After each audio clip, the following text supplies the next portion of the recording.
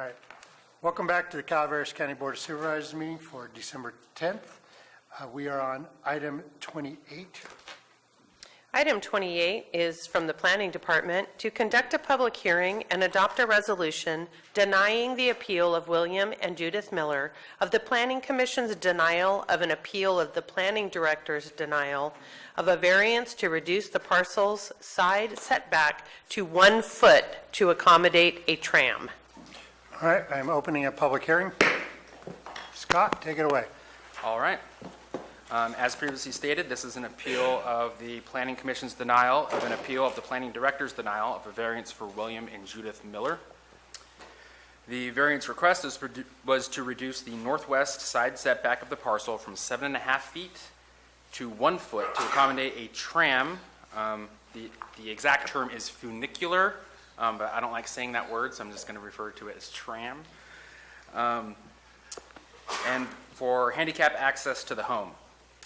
The Miller's application was denied for failure to meet the required variance findings. The subject property is located at 4931 Lakeshore Drive in Copperopolis. The property is on the shoreline of Lake Tulloch. The proposed structure was a funicular tram utilizing an open-air passenger car along a 124-foot track between 1 and 11 feet above grade with 4 landings. For some background, in the summer of 2018, the Millers came to the Planning Department to inquire about permitting a tram alongside their residence. They were notified at that time that their home was built up to the setback and that any built structure alongside the home would require the approval of a variance. The staff explained that the needed findings to approve a variance found in county code are difficult to meet and would most likely not be possible for an exterior tram. In September of 2018, the Millers contacted the planning director and set up a meeting to further discuss their project. At that meeting, the director again reiterated the unlikelihood of making the findings necessary to approve such a variance. The Millers made multiple trips to the planning department over the next several months, never receiving information indicating that a variance would likely be approved. The Millers applied for their variance on June 20th of this year and were denied for the inability to meet any of the required 4 findings. The Millers appealed this decision to the Planning Commission, who in a hearing on October 24th upheld the director's denial for the inability to meet the required findings. Now these required findings, which I've mentioned a lot, are found in County Code section 17.80.050. Now we'll be going over them one by one, so I'm not going to be reading them all right now.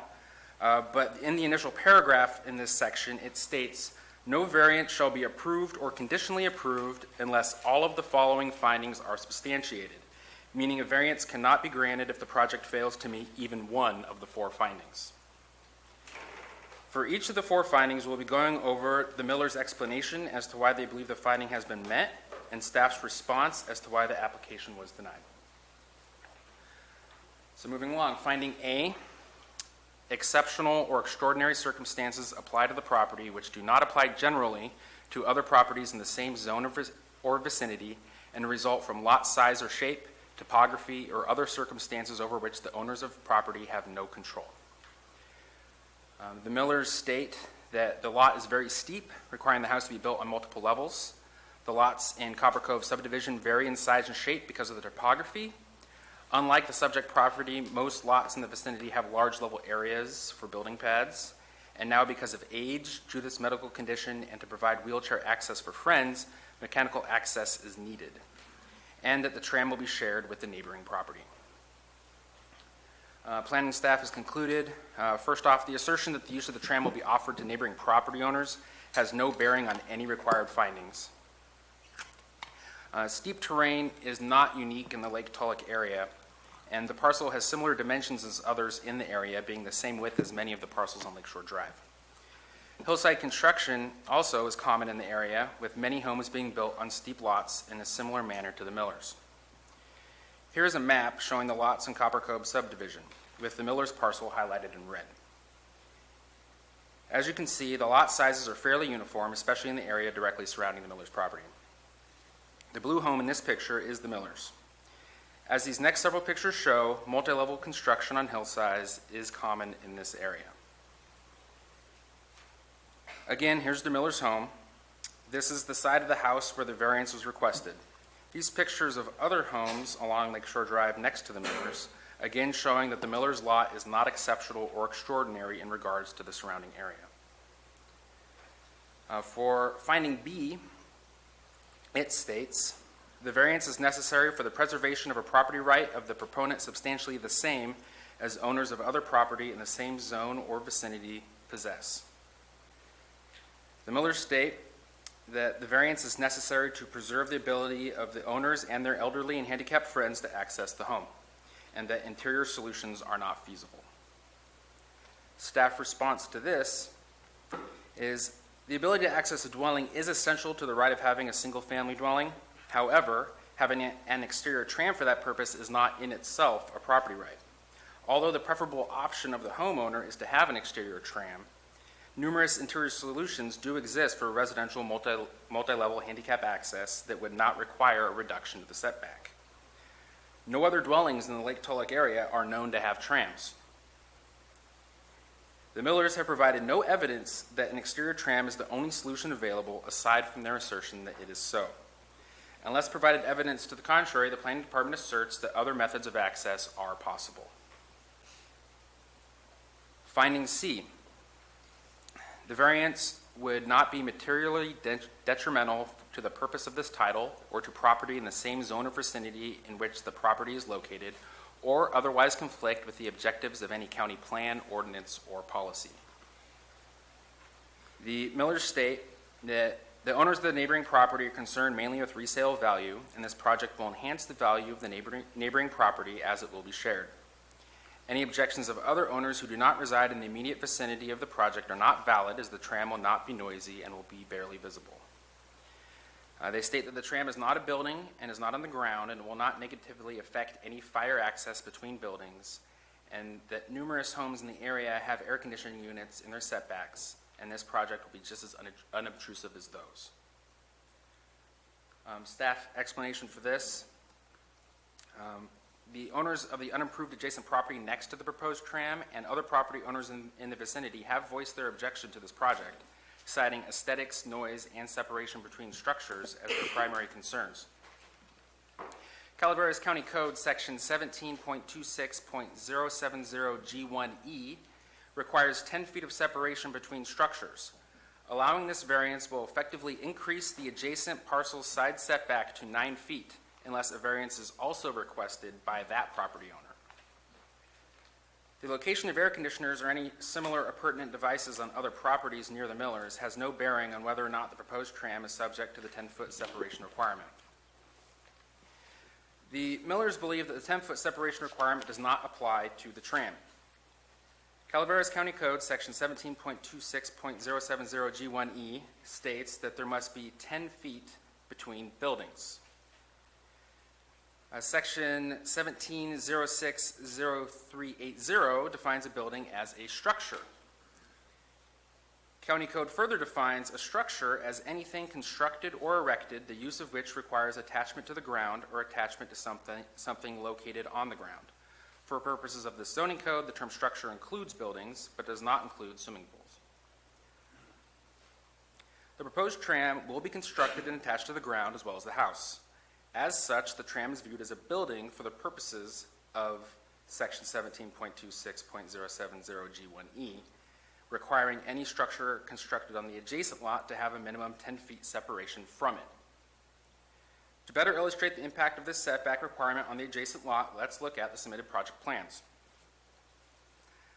I've darkened outlines of the house, garage, and deck as well as the property line. And here is the current setback at 7.5 feet, and the setback of the adjacent parcel also at 7.5 feet. The variance proposes to move the setback to 1 foot to accommodate the tram. To maintain 10 feet of separation, the setback on the adjacent lot will no longer be 7.5 feet, but 9 feet. Now, 1.5 feet doesn't seem like much. However, in their application, the Millers stated that the local terrain required them to use the full width of their lot in order to properly construct their home.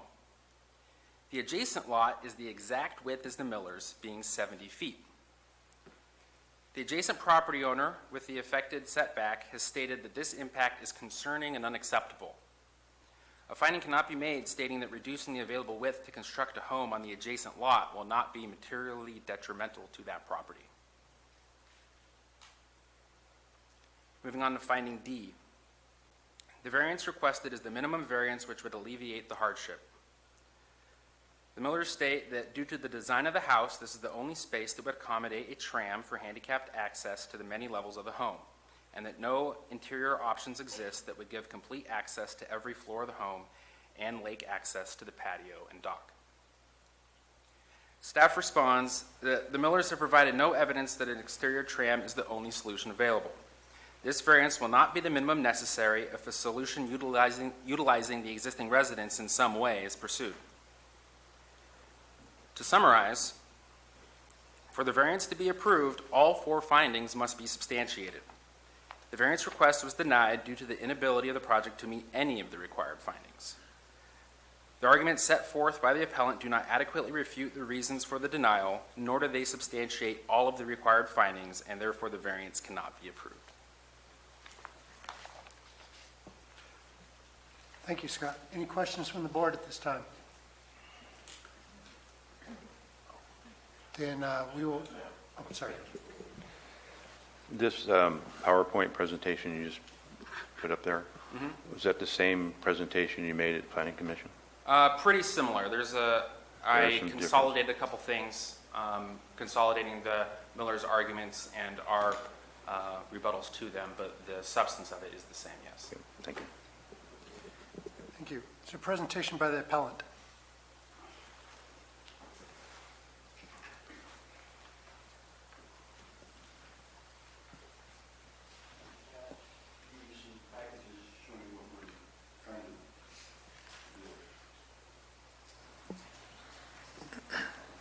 Chair, I do have a question on that. Is that new information? Excuse me, is this been provided to the? Was this, Provided them to the planning commission, but we figured we didn't get them back, so we're giving you some. This was given to the planning commission. Not everything in there. Sir, could you tell us I what? have, the items that are loose in there, were not given to the planning commission. so those items that are Need to be shared, loose, or should we collect them? Or not submittable. So if there is anything that is substantive that you feel needs to be directed back to the planning commission, if you review it and you don't believe that, and it will not affect or alter your decision-making, then don't include it in, do not include it in your decision-making process, if that makes sense. I know we've talked Everybody about okay with that? sometimes. I would be concerned with anything that the planning commission didn't see that we might now see. If you feel that whatever it is would have changed or altered the planning commission's decision, then you want to refer it back to allow the planning commission to review this new evidence, you have the ability to. Is that what you're, They did not see that, I don't believe, because this is just a picture of a tram that's very similar to our design that's built in Fremont, California. what I'm trying to determine in all fairness, what I'm trying to determine is if there's anything in what you presented to us that was not presented to the planning All commission, those loose pages, I do not believe we presented them to the then planning commission. respectfully, I would prefer not to look at them and potentially cloud the Okay, that's- decision, That's fine with unfortunately. us. Anything else in this handout? That's the They were same given the handout, same handout. So this was given to them? not the loose, Not none of the Only loose this. pages. All Only those pages are Loose just pages this are handout new. right here like this. Yeah, just a handout like Okay, that. so I will accept this, but I'm going to set this Okay. aside. Okay. We just wanted you to see what we're trying to build. And hand it back. We tagged the page in the brochure that shows what it's going to It's look okay. like. And we'll. Closest one to Or what ours will people, look like. you know, if they want to look at it or they don't, if they think they can pass them on down, it's just probably safe. They should have, Safer to hand it back. but they didn't. Ma'am, sir, the only reason we're doing that is because we're restricted to just the information that was provided to the That's understandable. planning commissioner. Okay. So if there's other information, this is an appellate. We're not attorneys, but this is a quasi judicial system. Sir, please. Okay. I guess I really should start out and try to follow a little bit along what Scott told us. And when we went and applied for the building permit, which I thought would be easy, we went in there and they did tell us we had to go to the planning commission first because we needed a variance. And the planning commission did tell us that it's almost, in their opinion, impossible to get a variance because of state of California rules or something. So At that time? at that time, we had already invested $45,000 in down payment for the tram. And so we decided we had no choice but to go and apply for the variance at any rate. After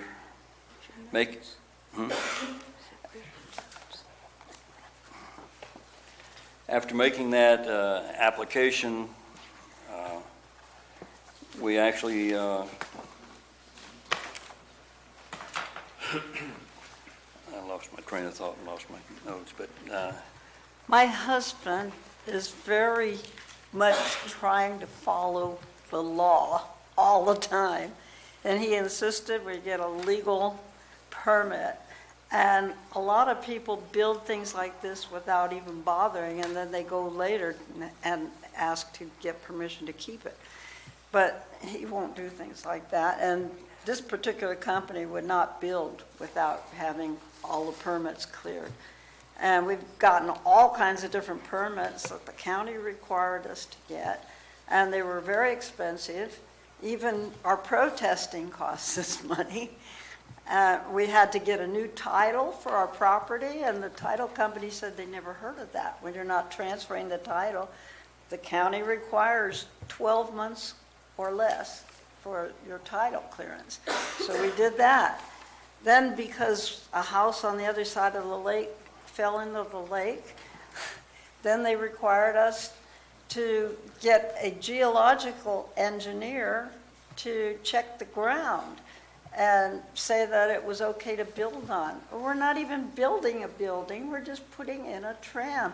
It's a track up in the air, and you still have access to the space underneath it. So we feel like it's certainly not as impactful as a swimming pool would be, and a swimming pool's allowed. And people do use that space for their propane tanks and for their air conditioning unit. All of our neighbors have those things in that same setback. And this is going to be a track up in the air that you can get under if the county needed to get in the ground for something. It's not a building. In our opinion, they're interpreting a structure as a building and a building as a structure. Well, it works one way, but it shouldn't be both ways. 17.20, let's see. 17.06.0380 says, building means structure. In my mind, that does not necessarily say that structure means building. In other words, if you can say a dog is an animal, that does not mean that an elephant is a dog. So that that particular thing is the key thing here. And I understand the desire for fire safety. But this tram, no more than an air conditioning unit or anything like that, or a fence, would not increase the fire danger. And I feel like when they said that buildings must be 10 feet apart, that's what they meant in order to not have a fire go from one building to the next. And this structure is almost entirely steel, except concrete foundations. And it's open underneath. But It's not like a building. the other thing is, the thing that started us on this, we didn't plan it originally, but our neighbor next door to us fell off his driveway and injured his back, and he's been in a wheelchair ever since. And they wanted to get a tram. And that fell through, so we decided, well, we'll get one and we'll build a pathway over to his house. He can use it too. So we're That's- getting that's it what for our neighbors' sake That's also. one of but- the reasons that we got the idea of getting a tram in the first place. But now I have a heart problem, and in the hot weather, going up 3 flights of stairs just to get to the street level, to our garage, is hard. And even in cool weather, I'm very slow going up the stairs. And it would be nice to have the tram for me, and also my son who stays with us. He's a long-distance truck driver. When he's home, he's at our house, and he has arthritic knees, and he struggles with the stairs. He uses them, but just like I do. But we really feel that we need some kind of mobility access, and we really want our neighbor to get back in his house. That's been going on for about 5 years now. We've wanted to get this tram, but it keeps getting put off for one reason or another. And this part has been the hardest. And our neighbors, they own an empty lot. They've been the same neighbors since we've lived there, which is 25 years. We've never met them. And I tried to contact them to let them know what we were doing and to get their permission, and they refused to contact us. And now one of their trees broke and knocked all of the trash from all the trees it broke. It was a really tall pine. Bull pine. A bull pine. It knocked all the trash up against our house, and I wrote them a letter. That's the only way I can contact them because they won't give me any of their information. And they sent a guy out to trim trees, and he only trimmed trees on their property and didn't even remove all the broken trees that had fallen against our house. We're just lucky they didn't cause any damage, because the way these people communicate with us, it's like they hate us, and we don't understand why. We've never met them. And they've owned the property for 25 years, and now they're going to start more. complaining about space. We've never seen them. And the only complaints that came from 3 different property owners that owned empty lots. We've gotten a lot of support from neighbors who have homes up there. They're all hoping that we'll get this. And if it doesn't go through, our next step would have to be to go to the American Disability and get one of their lawyers to represent us, because we feel we have no alternative. I know the county says there are alternatives, but our house is built like this, and you can't get an elevator inside the house this way when the slope is this way. And besides that, we want it to go all the way down to the water. We bought a house on a lake for a reason, and we've got a dock and a patio, and we need to be able to get from the street level all the way down to the lake. And we presented this to the Planning Commission. 2 of the members voted in favor of us. We were 1 vote shy of getting permission. So we're hoping we can get 3 votes from you guys and get our tram. It seems like our last choice, last chance, you Yeah. might say. We don't And- want to have to go through a lawyer and sue the county. It's not what we want to do. We just want to get our tram. This has been going on for a couple of years, just trying to get permits. And we had to get PG&E, we had to get the phone company, we had to get the Water department water department. and the, I What is told the them department? about the geographic engineer, which was very difficult because those engineers usually work on big projects, and most of them didn't even want to be bothered. I started writing to everybody in Northern California that did that kind of work, and I finally got one guy that felt sorry for us. He came out, and he charged us $2,000, and he said, "Don't tell your neighbors I did this." He didn't want to be called by any of our neighbors for a little project like ours. So we've tried so hard to comply with everything, and we tried to please our neighbor, but we can't even talk to them. They won't contact us. At any rate, we have also in 17.26050, there are some accessory uses consistent with the definition of the code. Residential garages, fences, walls, various other things. And then usual and customary accessory structures and uses associated with a residence. And definitely this is associated with a residence.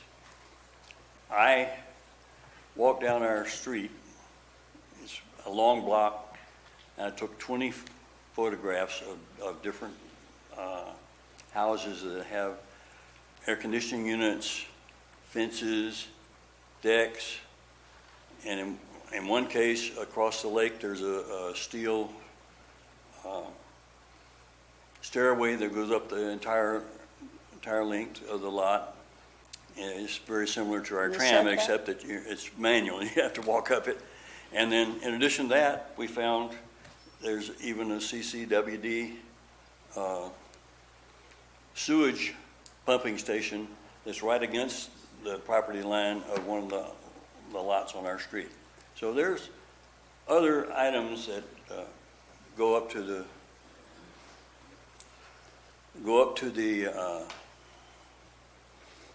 property line. And so I mainly think it's a matter of semantics, where Scott has, I think, mistakenly believed that if you say building is a structure, then in turn it means a structure is a building. And I'm thinking that just as his definition of a structure does meet our tram, so does the definition of an air conditioning condenser meet the same definition that he gives. It's connected to the ground and also connected to the house. And so I believe that there's no actual mention of funicular or tram in any of your rules Yeah, at we this seem to be time. the first. I believe that we're the first in Calaveras County, at least And- for the company that we've dealt with, who builds trams all over the world. If we get turned They've never down, built one in Calaveras County yet. if we get turned down, probably no one will be able to build a tram on the side of their house if it goes into a setback. We have brought some neighbors who do approve of our project, and we'd like to let them have a chance to speak Ma'am, because that's the next step in this is Okay. your presentation. We'll have a presentation by members of the public where people will be limited to 5 minutes. I do have- Summation and rebuttal where you'll get to come up Yeah. again. I And do have a staff does their request. submittal. We have a whole process. I do have a question for you. Did you all listen to or read the proceedings from the Planning Commission where we got turned down 3-2? We have the staff report, sir. You've all done it? We have a staff report, yes. Okay. do you have anything else? There was one other thing, but I can't think of it right now. Do you want to wait? Well, he said- Yeah, I want to wait, Okay. Thank you. Thank you. We'll now move on, thank you very much. We'll now move on to presentations by members of the public. You'll be limited to 5 minutes. Anybody would like to get up and speak on this item?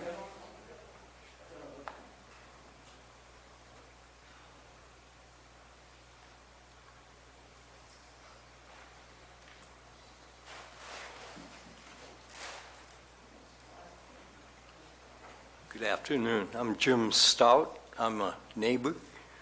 I'm also a survivor of polio. And when I moved to Calaveras County in '97, I was still in a wheelchair. And I go over to Miller's quite a bit. And I have a very hard time just getting down to the main floor of the house, let alone trying to get down to the lake. And I know other people that go there have that problem too. But, so it would benefit a lot of people, but especially for Judy and her heart condition. So, thank you. Thank you, sir. Ma'am?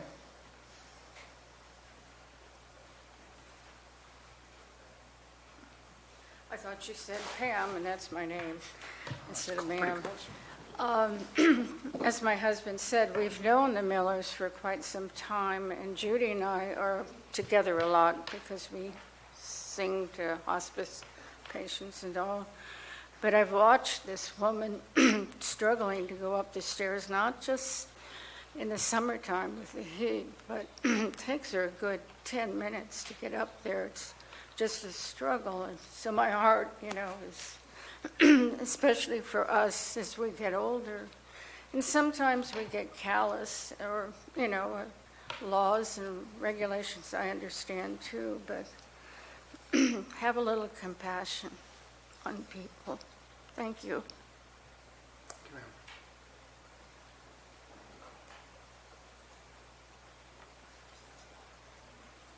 How you doing? My name is Mike Kinsley. I am the first inhabited lot to the north of the Millers, and I look at the side of the house where the tram would be. So if I'm sitting on my deck or on my pontoon boat or basking in the water, I'm looking at where their tram would be. Okay, I have no complaints. I would welcome something like that. Being in engineering, I love looking at mechanical stuff as I'm driving around the lake, seeing how people have added elevators or whatever, and there's a lot of elevators on the lake. But where we live, this gentleman obviously hasn't walked down Lakeshore Road. He says all the hillside lots are similar. Well, they start out like this, and then they go like this, and then they get to Bill Mills, which is like this, and then they get to the next property, which is like this, inaccessible by anything but a parachute or a rope and being lowered. So they are different. And the Millers, I've been in their house, there's a lot of stairs. And I have a lot of friends that used to live on Lakeshore. But as they got older, they sold their houses and moved on. And the main reason was the stairs. Now, the Millers, when I met them, they said the stairs kept them young. Well, time's gone on, so they could really, really use this tram, and I don't object to it at all. Thank you. Thank you very much, sir.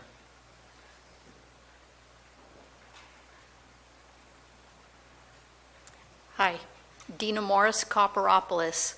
This is absolutely ridiculous that this is not being allowed to move forward. This is a safety issue for these people. Here, our supervisors here sit and bring in marijuana, which is really bad for neighbors, and now you're denying a tram for people who need it? That's absolutely ludicrous. Thank you. Thank you. Ms. Gordo?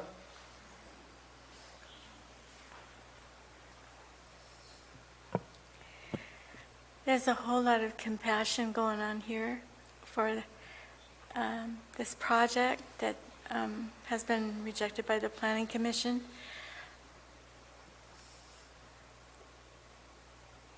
I know how important a person's home is to someone. You have a lot of memories. You watch things just come back to you as you notice different things that are familiar to you over the years. And I hope that you'll have compassion for this couple and their son so that they can continue to live in a place that they love, their home. Thank you. Thank you very much. Further public comment? Seeing none, next item is summation and rebuttal by the appellants. Would you like to add anything else to your presentation before we have 15 minutes? I have a question for the planning department. Did you include the letters that you received after you first turned us down when we realized that you wanted letters in approval as well as letters as an objection? All letters properly submitted to us are in the project file, yes. Okay, did you show them to the planning commission or to the supervisors here? I don't believe all letters are in the staff report.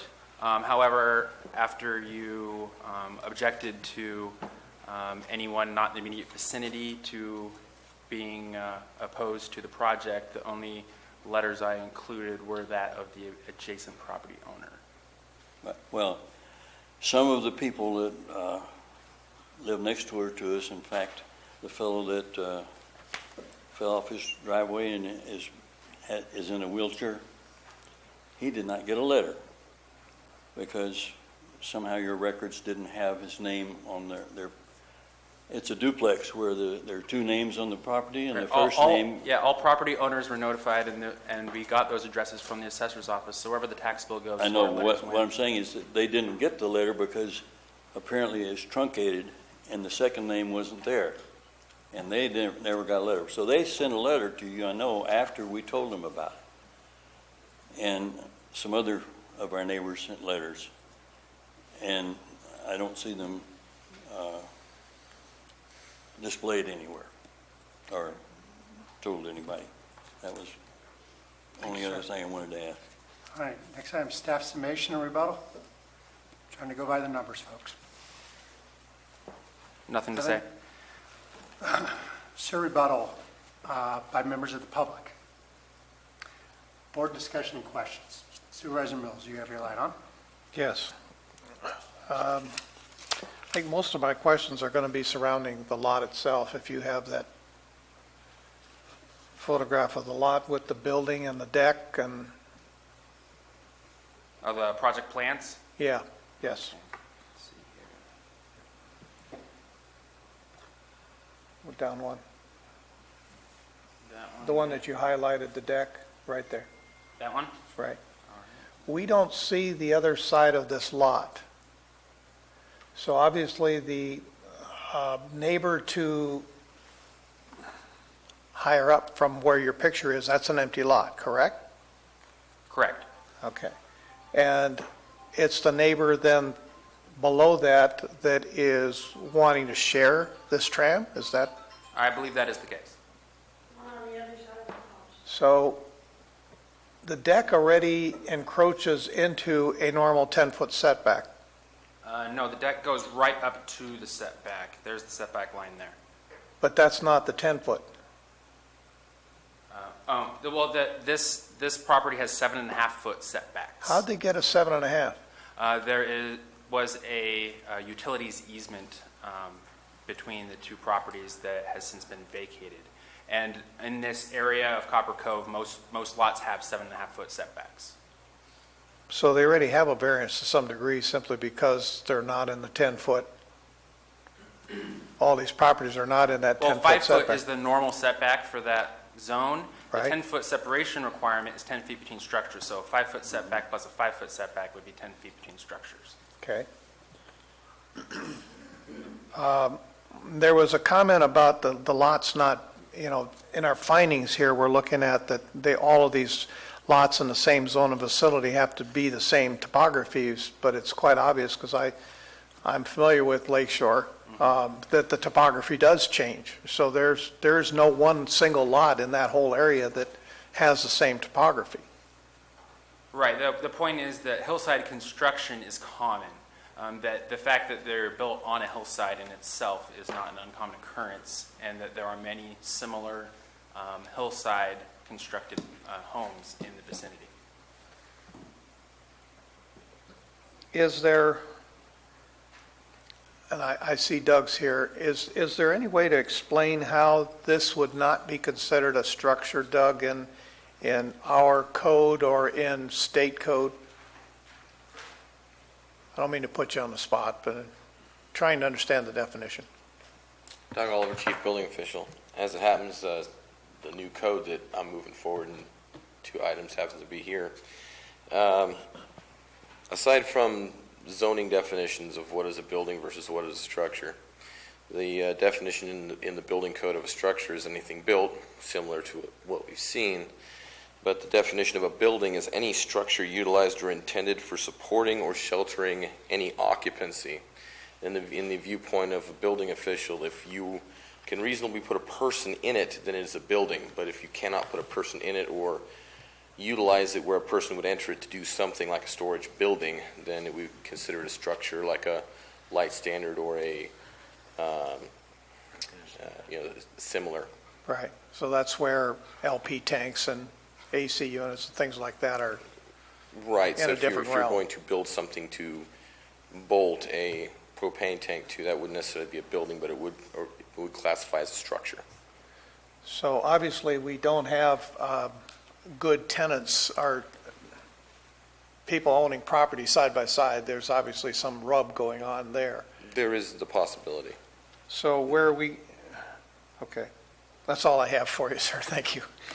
So where we have a neighbor wanting to share this tram, has there been any statements in writing to staff indicating that this was their desire? And if so, would a tram located in a shared common area on the other side of the building be something that would be considered, in your way, an alternative, a specific alternative? Is it because it's where it is? Take your time to think about it. It's okay.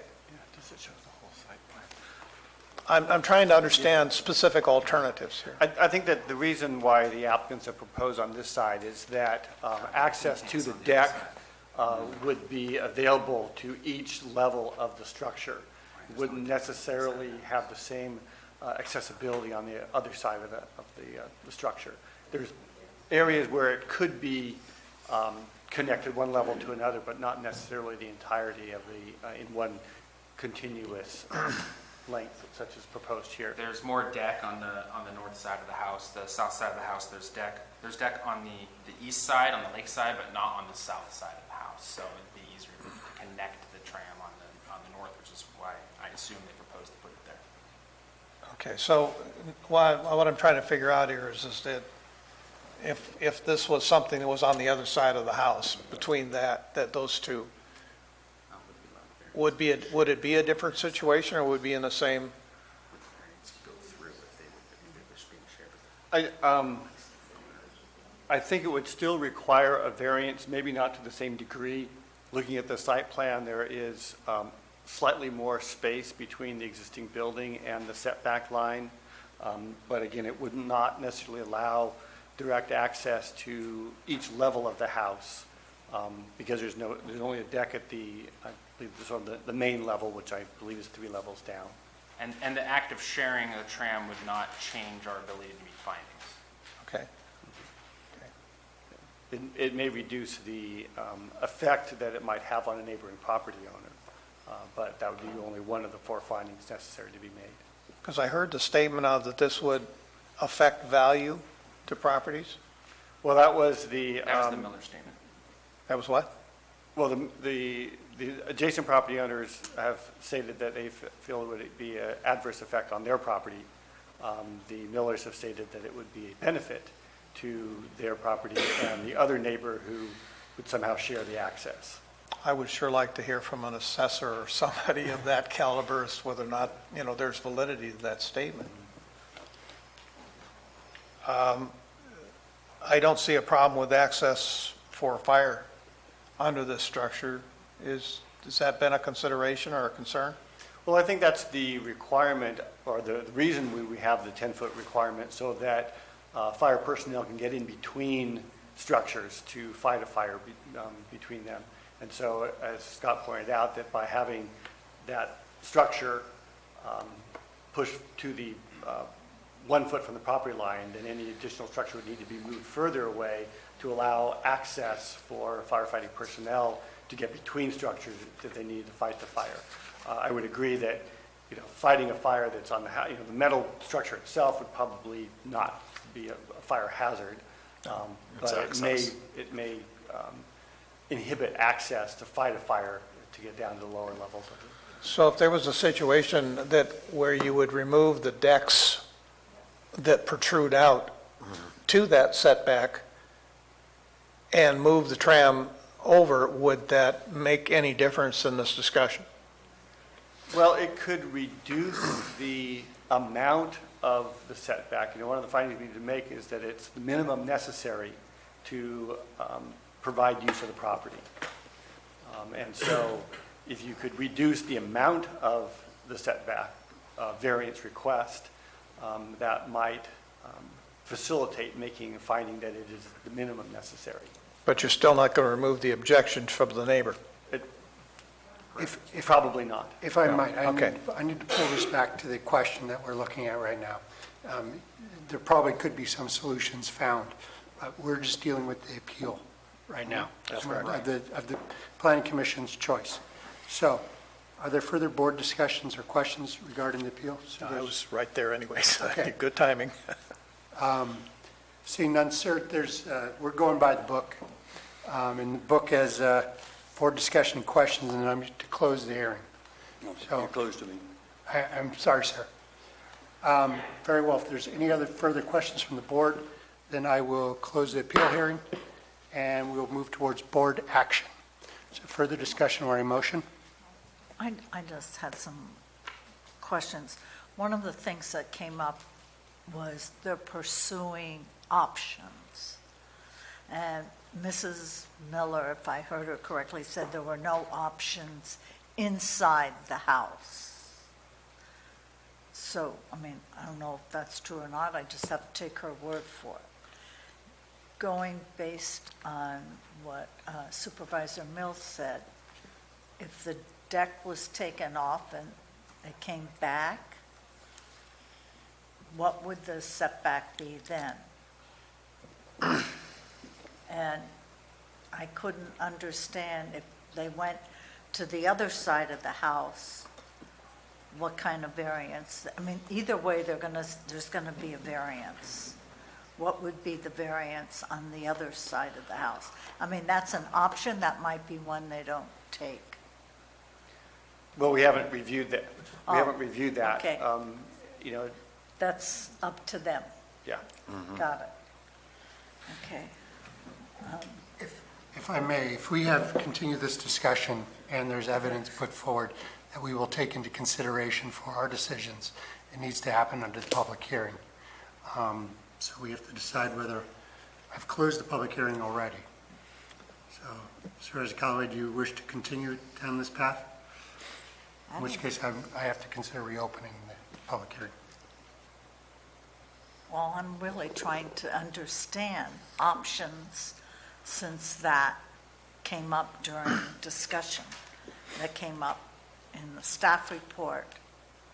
And so I just wanted to pursue what those were.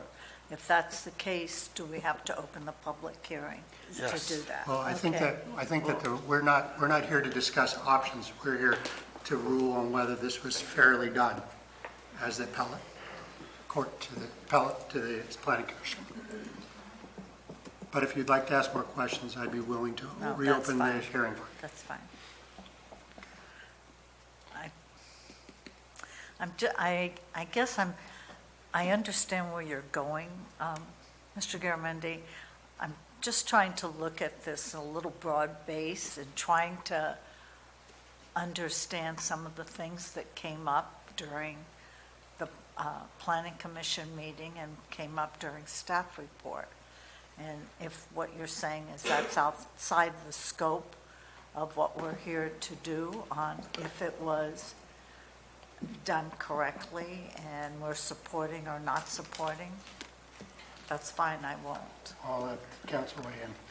I just wanted to make a point, and that's what I had pulled Chair Garamendi aside about, is through the procedures, all of the board discussion and the questions are all during the appeal hearing, because that is when the board is receiving any evidence, having the deliberation, asking the questions. It's all part of the hearing.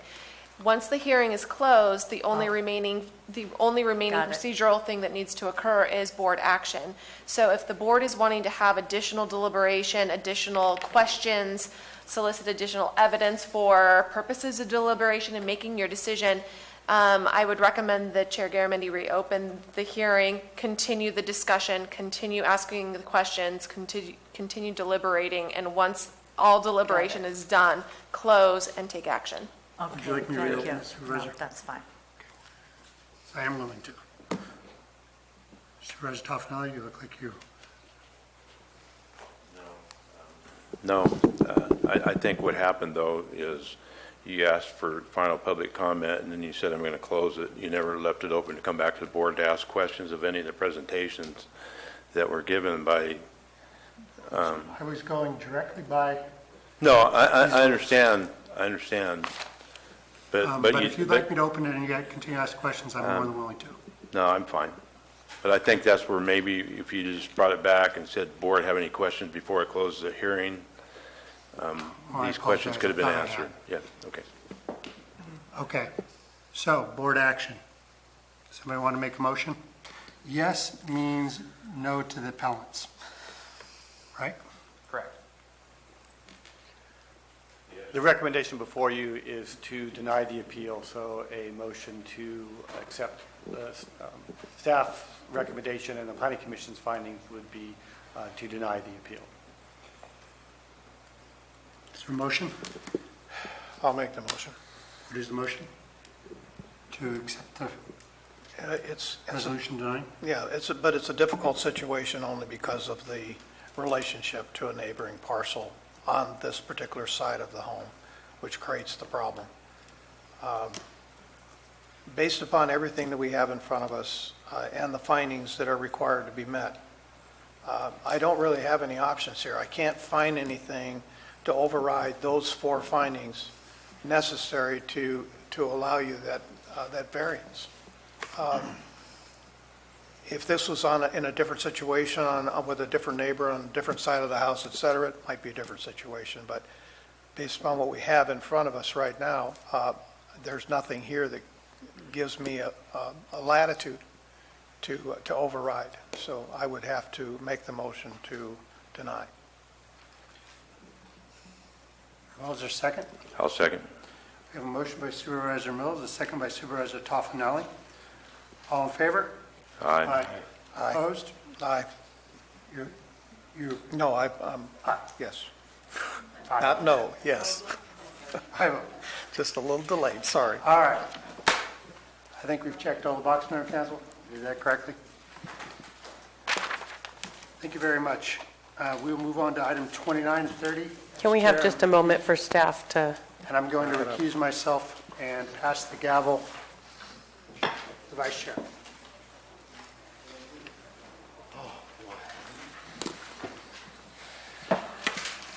Jack, could you make this?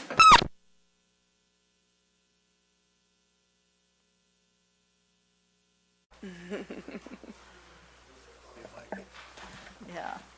I'd like to move to item 29, conduct a public hearing and adopt a resolution disestablishing a land conservation contract and ag preserve for Raymond Garamendi and simultaneously establishing 6 new ag preserves. Gina? Good afternoon, Board. Gina Cathan, County Planning. February 16th, 1970, Ag Preserve Contract Number 56 was established for Raymond Garamendi, consisting of a total of 2,040.26 acres of land. The Garamendi Ranch spans east of State Route 26 and both east and west of State Route 49, south of the town of McCollum Hill for approximately 3 miles. Beef cattle has been the primary agriculture production on the ranch since the establishment in 1970, reporting a gross annual income of $90,000 from production in addition to $30,000 lease income. Now, the agriculture preserve land within the Garamendi Family Trust is to be distributed amongst the recipients. Division includes establishment of 6 new separate agriculture preserves. The first one being Agriculture Preserve Contract 367, totaling 284.36 acres for Megan Long. This action will also include in the next item a zoning amendment of 2 of those parcels. The next Ag Preserve contract is number 368, totaling 662.24 acres of land for Robert Garamendi. The third one is Ag Preserve Contract 369, totaling 409.73 acres for Catherine and Bridget Connolly. The fourth is Agriculture Preserve Contract 370, totaling 116.80 acres, again for Catherine and Bridget Connolly. Next, number 5 is contract number 371, totaling 191.12 acres for Samuel Garamendi. And last but not least, we have Ag Preserve Contract Number 372, totaling 276.85 acres for John Garamendi.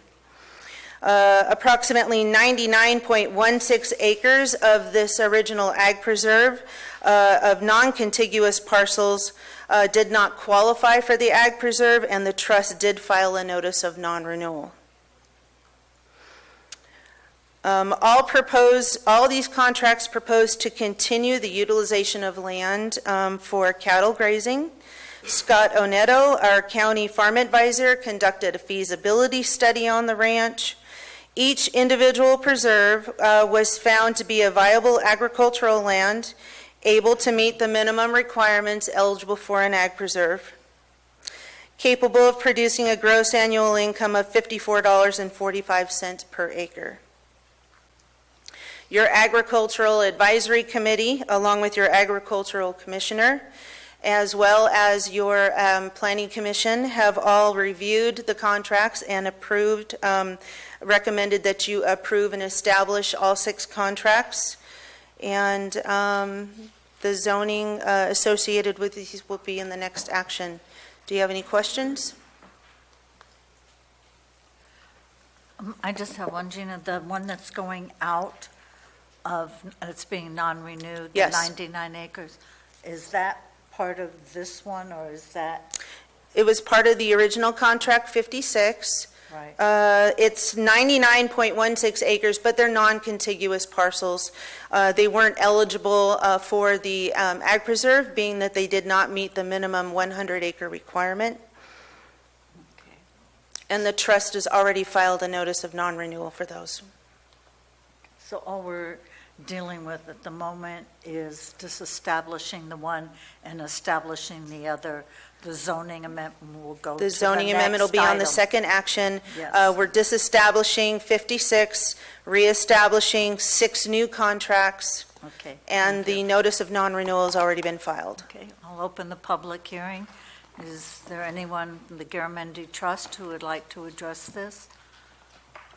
Is there anyone from the public who would like to address this item?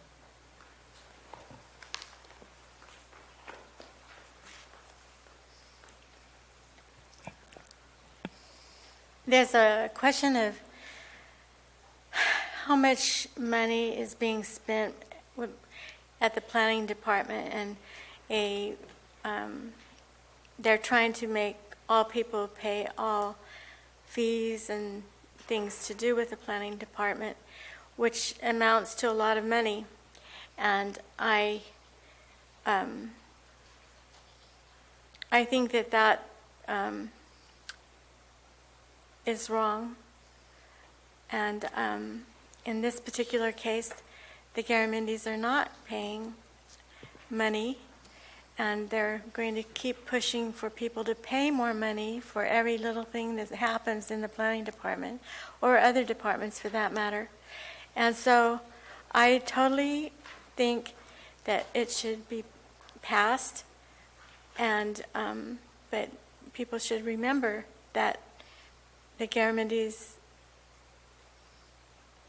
were allowed this, and so should everyone else be. And the other thing I have to say is that whenever changes like this occur, it means that some parcels may be used for growing marijuana. Thank you. Are there any other public comments on this? Okay, I want to bring it back to the board. Or is there any questions that the board has on this item? I'll close the public hearing and ask, I'm sorry. No. Is after she's closing the public hearing, I turn on my light. Done. Thank you. Good, thank you. Is there a motion on this item? I would like to move it. Okay, is there a second? Does that mean you're moving it, or you just like to? I'd like to. I guess I will also. Okay, I'll second it. I have a motion by Supervisor Stopper, a second by Supervisor Garamendi. All in favor? Wait, no. What, wait? Oh, you didn't second it? What did I say? Garamendi. Oh, gosh. Wait a Scratch minute, that, could you? that opens this all up, since this is splitting the trust up, the individual, I'm a Garamendi. The name has been mentioned quite a bit. Thank you for the correction. All well, right, Gary. let's move on. A motion by Supervisor Stopper, a second by Supervisor Tuffanelli, a longtime colleague of mine. I'll call for the vote. All in favor? Aye. Opposed? Passes on a 4-0. Supervisor Garamendi has recused himself from this vote. I'd like to move to item 30. I guess I missed Diane on the last one. I went to old time. It's the way we did it. Diane, did you want to do this, please? Item 30 is to conduct a public hearing and adopt an ordinance approving the zoning amendment to agricultural preserve to recognize agricultural preserve contract number 367 pursuant to the Williamson Act for Megan Long and authorize the summary publication. Okay, so during my review of Megan Long's application for the Ag Preserve, I came across two little errors that need to be cleaned up, and that was that we had inappropriately zoned two of the parcels that were previously under contract under 56, and they were receiving the Ag Preserve, benefit. They were noted in the assessor's record as being correctly but we just didn't have the zoning record correct, so we just want to clean that up.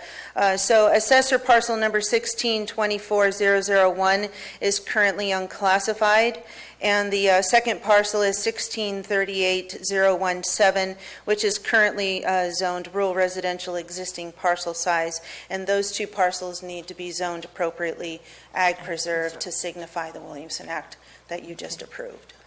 Thank you. Are there any questions at this point? I'll open the public hearing. Is there any member representing Megan Long that would like to talk? Is there any member of the public that would like to address this item? I just have a question. Let's just say that they're going to grow marijuana on this property. I don't know that.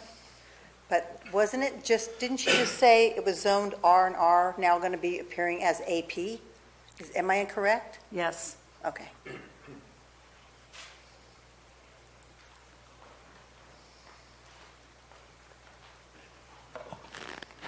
Agenda numbers 29 and 30, which is this 30, include 232 pages of work by the planning department and the farm advisor, and I don't know who all else. And again, changing the zoning of properties makes it available for people to grow marijuana on that land. Not that it will be, but it makes it possible. And I think that it should be separated and done what they've planned to do, and not keep people being on hold about what their plans are. But I think that's it. Thanks.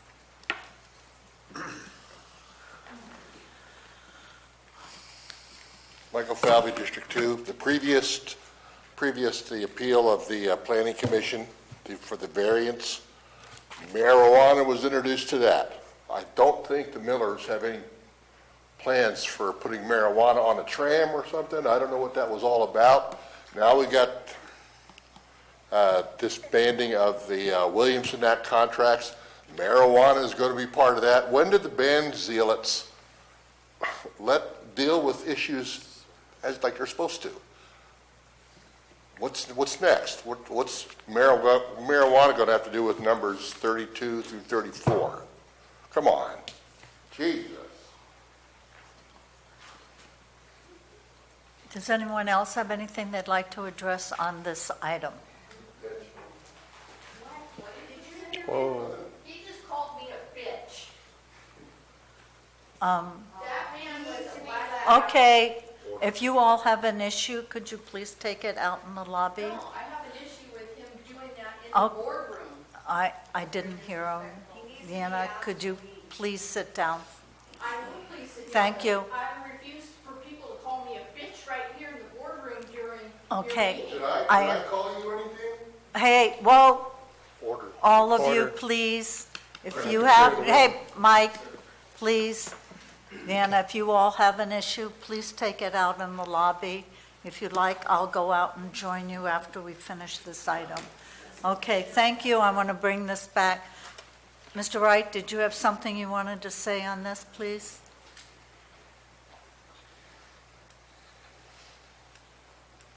Kevin Wright, the Ag Commissioner. When these contracts come in, or when these issues come in, they come into my office first, and I just would like to clarify one of the misconceptions. Mr. Wright, could you please? I just want to clarify Thank one you, of the gentlemen. misconceptions that were Thank you. presented by a member of the public, Okay, that thank this you. was a free service that was provided to the Garamindis. It was not. They pay the fee that was established by the board for agricultural preserves, just like everybody else who presents agriculture, who presents for a contract for ag preserve. Garamindis were not let off the hook for any of that. They paid their fees. Each one of those ag preserves paid a fee for the process of going through that. Okay, thank you, Mr. Wright. Okay, if there's no other public comments, I want to bring it back to the board before I close the public hearing. Are there any questions? Well, I just want to point out, I don't know the eruption that happened, but the one parcel is just about a half an acre, and the other parcel is 2 acres. So the minimum size in the ordinance, 1795, is 10 acres. And that would be with the CUP. The rest of it is 20 acres. And neither one of these 2 parcels would be anywhere near or close to being able to do that. I think it's just to get it all cleared up, and it's all an ag preserve, it's separate parcels across the board, so. Our county code requires the zoning amendment of parcels entering into the Williamson Act to be zoned agriculture preserve. So since we've established the contract, there really isn't anything else to say. They have to be zoned AP. And these are contiguous. Absolutely. Yes, they are. Any other questions? Okay, I'll close the public hearing and bring it back to the board. Is there a motion on this? zoning change? I'll second. That was quick. Gentlemen. Do I even have to say anything now? I don't know, you're going to call me Garamendi? No. I guess I'll move Mr. this. Stopper, could you please proceed? Is that a motion, Mr. Stopper? Yes, it's a motion. All right, is there a second? I second. A second by Supervisor Tuffanelli. All in favor? Aye. Opposed? Passes on a 4-0. Supervisor Garamendi is recused and out of the room. Thank you. Thank you, Gina.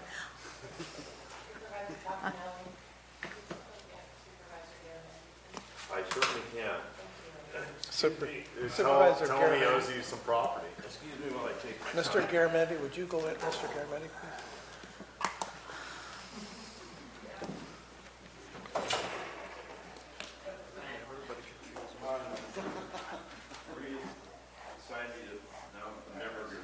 Yeah, I heard that.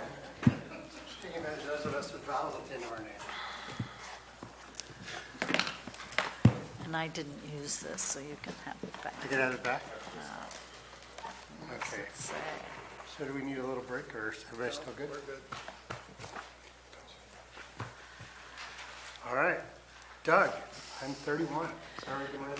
Item 31 is from the Building Department to introduce, waive reading, and authorize the summary publication of an ordinance amending Chapter 15.04 of the County Code.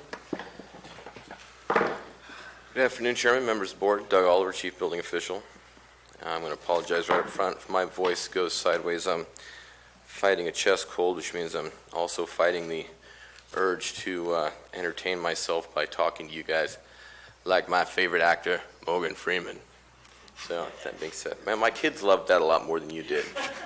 So, As said, I bring to your Eat board. forever, Doug. I'm going to keep trying. These are the jokes, people. All right. So I am bringing to the board for the first time our 2019 ordinance adopting the 2019 California Building Standards Code, Title 24. Also, through the rest of this, I'll be referring to the entire thing as the building code. This is one piece of it. There are 10 more just like this, as opposed to what was adopted or was the beginning of it all, which is the 1927. Before we go, wow, how'd you get a hold of this? This was reprinted in 87.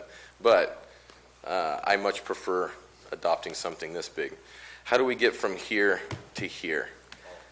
Well, in an adoption cycle, which is a 3-year cycle in California, we have a process where several state agencies communicate with the Building Standards Commission in hearings going over what are called model codes, which are published by International Code Council, International Association of Plumbing and Mechanical Officials, et cetera, et cetera. And at the end of the 3-year cycle, July 1st, they adopt a standard for California, which then each city and county has 6 months to adopt their own ordinance adopting these codes with whatever modifications they wish to have specific to their jurisdiction due to climatic, topographical, geographical reasons. What I'm bringing before you today is very similar to the last one 3 years ago. However, I took the opportunity to look a little deeper into some of the appendices to see if there's some things we could do to help housing and help some of our processes looking forward, and also remove some redundancies and some things that over time in our own ordinance has been superseded by some additional language and flexibilities within the code. So I'd like to just kind of highlight some of those items very briefly. First, the appendices in the residential code, many of them I didn't have to adopt because Housing and Community Development adopted them at the state level, so tiny homes and things like that, which give us some additional flexibility. We're going to get those without me having to specifically adopt them, so they're not contained here. However, Appendix F for rodent proofing, it's a couple of pages of an appendix that basically outline if you want to keep animals from getting in your house or getting into livestock, grain, feed, things like that, or eating establishments, here's some methods that you can employ to get that done. I thought that was handy, not necessary, but it's something that we often get into with substandard housing and other code compliance items. So an extra little tidbit there. Appendix J for grading, we do have a grading ordinance. Public Works administers that very effectively. When we have grading that is in conjunction with a building permit, then often we don't have a grading permit as well. So having this appendix on file for the building department essentially kind of reinforces our ability to inspect and enforce on minor grading items that don't rise to the level of a public works permit. In addition, Appendix N, replicable design. This is a very interesting appendix for me because throughout California, every jurisdiction has created their own way of allowing a subdivision to put on file one set of plans and then reproduce it over and over again in order to save the cost of permitting and that sort of thing. What this appendix does is it opens the doors and says you as a jurisdiction can allow someone to come in with a prototype plan, put it on file, and use it wherever you want in the county. So one plan review fee establishes this plan is on file. Doesn't matter if it's a shed, a garage, a restaurant. You can say this is a template I want to use anywhere I want, and then over the course of the code cycle, which we could put it out to 3 years, they could come in and say, here's my site plan, I want to use those plans, here's my site-specific conditions. That means a reduced fee because there's no plan review. You pay for the plan review once, and then from there you build how you want. I can see this being very handy for homeowners who want to, pick at template garages or template accessory dwelling units, things like that. So I found that to be very helpful, so I'm recommending that we adopt that. In addition, Appendix O, emergency housing, if our board decides to adopt an emergency or declare an emergency, then this appendix can be used for emergency temporary housing. So for instance, immediate emergency shelters, that sort of thing. You don't necessarily have to comply with every component of a house in order to put somebody into a shelter that is safe, during an emergency. So this gives very good guidance on how to do that. With those added appendices, we're going to see a lot of very, very minor changes in every code text: building, plumbing, mechanical, electrical. Most of them don't apply to the day-to-day workings of building residential structures, but there are a few minor issues that aren't going to cause a tremendous amount of cost to construction in the county. What will impact the county is the increased energy requirements in our energy code. What we're seeing is a lot of the, to dial this back a bit, every 3 years the energy code does have elective measures and mandatory measures. The elective measures give a credit in your design, but at the end of the next 3 years, those elective measures become mandatory, and then they come up with some new elective measures. So what we're seeing now is solar, which was a trade-off that you could use in your energy audit, now becomes a mandatory item. I looked into trying to exempt areas of the county, but the language in the code is very site-specific. So we'll be working with the builders directly on whether or not their site would qualify for an exemption from solar due to shading from trees, landscape, tall buildings, mountains, that sort of thing. We're going to provide additional training after January for things like the energy and some of these other changes. But primarily, it's all fine-tuning this go-around. With that, we get to repeal a handful of ordinances in Chapter 15. Glossing over them briefly, most of it is related to existing building regulations that were put in our ordinance that we can sunset now, because what used to be a small chapter of the building code is now an entire book, existing building standards code. So if you have an old building and you want to, that's not quite historic, that you want to seek some flexibility, we have a code for that, so we can take out quite a bit of our ordinance, and it offers a greater flexibility. And just kind of moving along with my feel for how we should employ the code, understanding property rights, understanding housing flexibilities that are necessary. The less we put in our ordinance, the more flexibility we have in the building code. As soon as I make something an ordinance, if I don't build an exception into it, you have to do it all the time. If it's already contained in code, there are allowances in code built in for site specifics, for construction specifics that we get to employ on a case-by-case basis. So a lot of these changes are really kind of stripping that out. There's a couple of things that I did want to kind of focus in on. There is a section that is specific to liabilities, 15.04.090, related to our liability regarding construction practices and code enforcement. It's a redundant code item. We already have protections in law for government activity, and we do have an entire section in the building code that's been around quite a long time that essentially says that the building official, member of the Board of Appeals, or employee charged with the enforcement of this code while acting for the jurisdiction in good faith and without malice in the discharge of the duties required by this code or other pertinent law or ordinance shall not be thereby civilly or criminally rendered liable personally and is hereby relieved of personal liability. Essentially what that's saying is if we're doing our job right, we're protected. And this is reiterated through state law.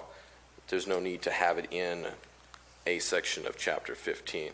So essentially I'm going through and just streamlining Chapter 15 so it's a lot easier to understand and employ and shed everything that I can in favor of what we can do in the code. So that's essentially it in a nutshell. It's fairly simple. So if there's any questions Let me have it. Supervisor Stopper, would you like to go first, or Supervisor Callaway? Let Ms. Cowley go. Get this over with. A little bit of abuse here. I want to try and understand on the solar exception, that's all site, has to be site-specific, so we wouldn't require them to, if they remove this tree, then they can do a solar system, or Well, we're not going to tell anybody to cut down trees. unless you're an insurance company? Well, Yeah. let us say the building department will not tell No. people to cut down trees. However, Okay. there is one exception out of 5 that eliminates solar from your energy requirements, and that's if you can demonstrate that your building, no 80 square foot portion of your roof is not shaded. So what will happen is, if anyone wants to claim that exemption, we're going to process a permit and let them begin construction, but make them aware that once that roof is built, we're going to go out there and we're going to check and make sure that that is correct. Because if there is sunlight hitting that roof in a way that allows solar to operate, we're going to have them redo their energy calc. So it's something that's going to be, Valley Springs is not going to get this exception, but maybe further up the hill. So, Sorry. that's it. There's Calverse River's in the canyon. There's a few spots that may qualify. Will this impact the way, or the type of roof then they would have to put on? I mean, like, if you have the tile roof and those individual tiles? I don't expect that to be the case, no. The attachment mechanisms designed for these different solar systems are designed based on what type of roofing material you have on your roof, yeah. If someone builds an addition, is there a minimum square footage where it would not apply? My understanding is the solar is for new construction. So in addition, you have an entirely different energy calculation method that you would employ. You wouldn't necessarily be required to do that. And house hardening?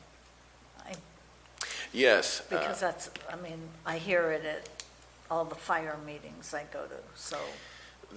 CAL FIRE has provided a lot of very good information on what they're calling hardening. In new construction, it's wildland-urban interface, and so everything you'll see in pamphlets about screening your attic ventilation, providing non-combustible siding, tempered windows, non-combustible roof decks. There's a series of things that you can do to harden your home.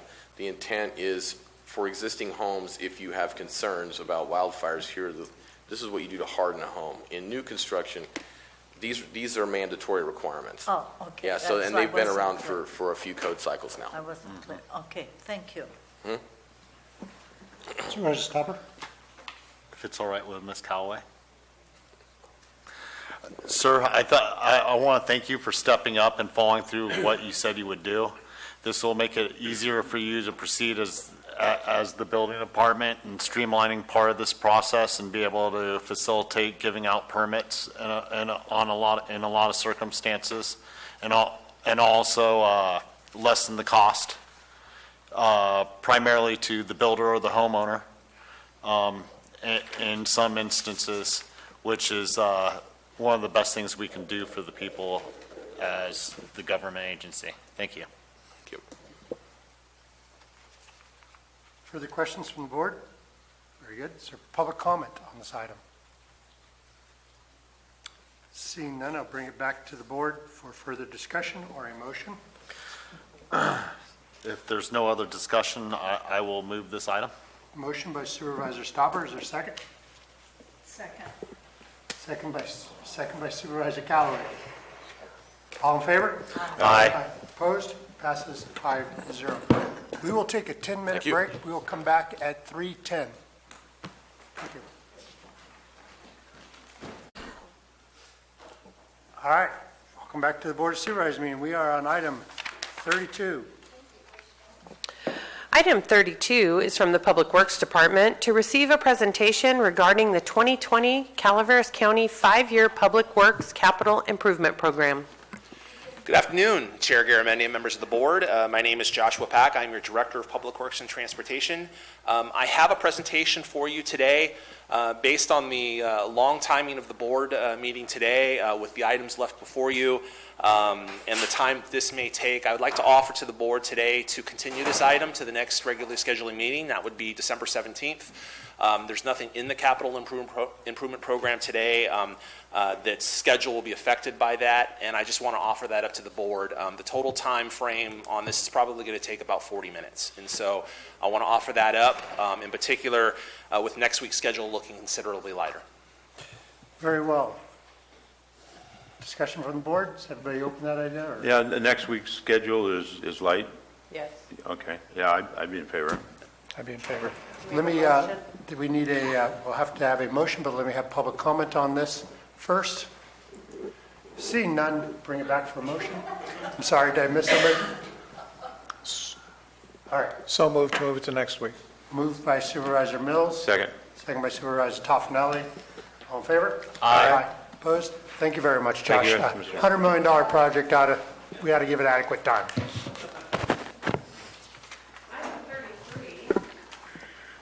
Is from the OES Department to adopt a resolution authorizing the County Administrative Officer, Deputy County Administrative Officer, and the Director of Emergency Services to accept funding in the amount of $121,460 for the fiscal year 2019 Cal OES Homeland Security Grant Program, and authorize the submittal of any applications or amendments thereto with the State of California for the purposes of executing grant activities. Thank you. Mr. Osborne.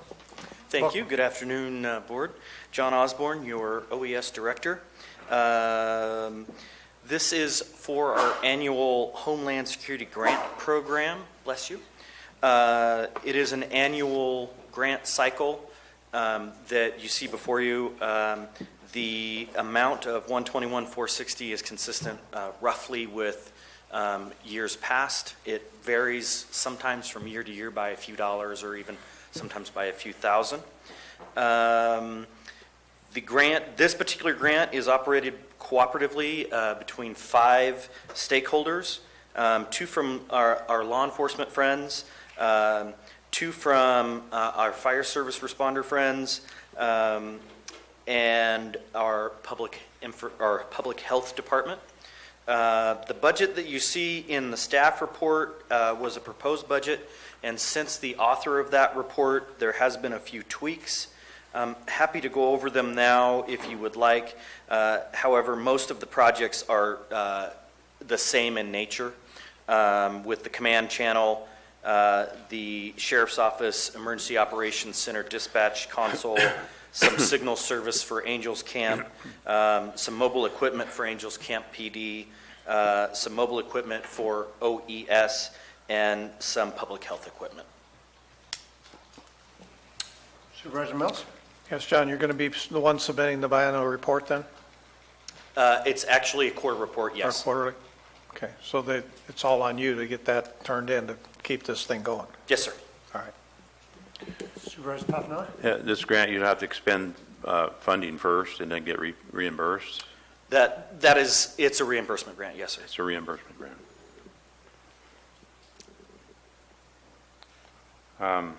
That being said, it says no net to general fund, but we will have to expend the money. And then the grants, the stipulations on the grants for the money being spent,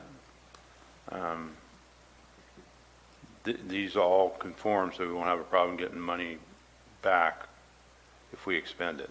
They're well within the realms of what the grants state. Correct, sir. Okay. That's all I have. Further questions? Public comment on this item? Seeing no public comment, we'll bring it back to the board for further discussion or a motion. I'll move aside. Moved by Supervisor Toffenelli. Second. Second by Supervisor Stopper. All in favor? Aye. Opposed? Carries 5-0. Thank you very much. Thank you, guys. Sir. list. Item 34 is from Health and Human Services to approve the Health and Human Services Agency Behavioral Health Division Mental Health Programs Mental Health Services Act Fiscal Year 2019-20 Annual Update and the 3-year Prevention and Early Intervention Evaluation Report. Hello, Susan. good afternoon. My name is Susan Sells, and I'm the Mental Health Services Act Senior Department Analyst for Behavioral Health Services. I, too, had a presentation that would take 20 to 25 minutes, which I'm happy to delay till December 17th. So I wanted to offer that up to you, because I know you still have a lot of items on your agenda. It's the presentation, it's on our packet, so as long as we've read the presentation. Oh, I was supposed to get on the PowerPoint and... Okay. Well, is there, do you want to postpone it and have a longer presentation? Or do you want to just do it now, Susan? We've got time. You've got time? About 20 minutes to get the Okay, item. I just need to set it up real quickly. That's fine. I'll talk fast. Just- We're going to take a 1-minute break. Just turn the cameras off. I won't go anywhere this time. Don't, everybody leave. Where'd you go? The facilities, last minute calling too.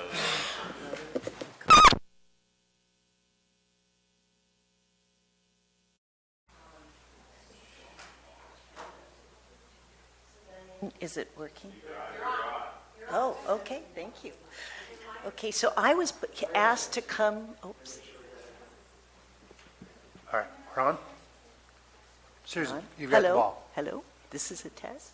So I am here today, was asked to come and talk briefly about what Mental Health Services Act funding provides in our community. And it's a major part of our funding sources for behavioral health. But I had a wonderful slideshow that you're not going to see. So, but what each year I come to you and ask for approval for it's either an MHSA annual update or a 3-year annual update. It varies. Next year will be a whole 3-year process, a little more extensive. But a plan is developed every 3 years, and then the next 2 years I come back to report on how those services are going.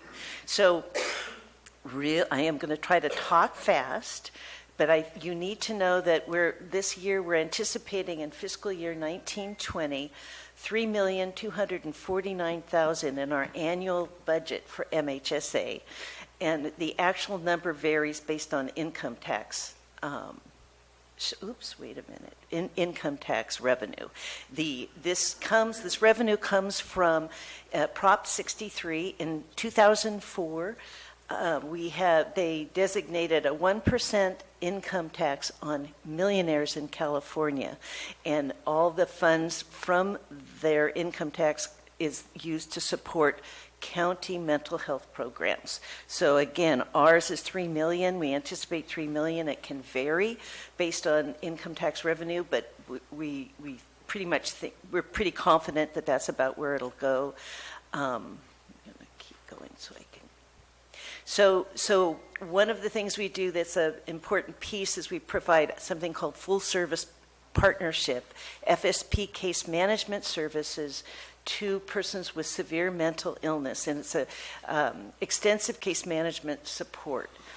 And since July 2018, 57 clients of behavioral health have been accepted into the FSP program.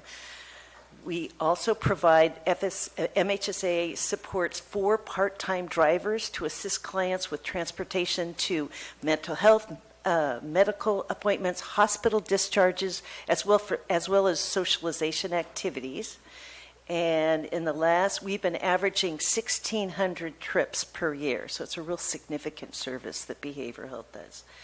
We also have supportive employment, and this is new as of April of 2019. And this program we have a full-time case manager who provides employment preparation, job development, and placement.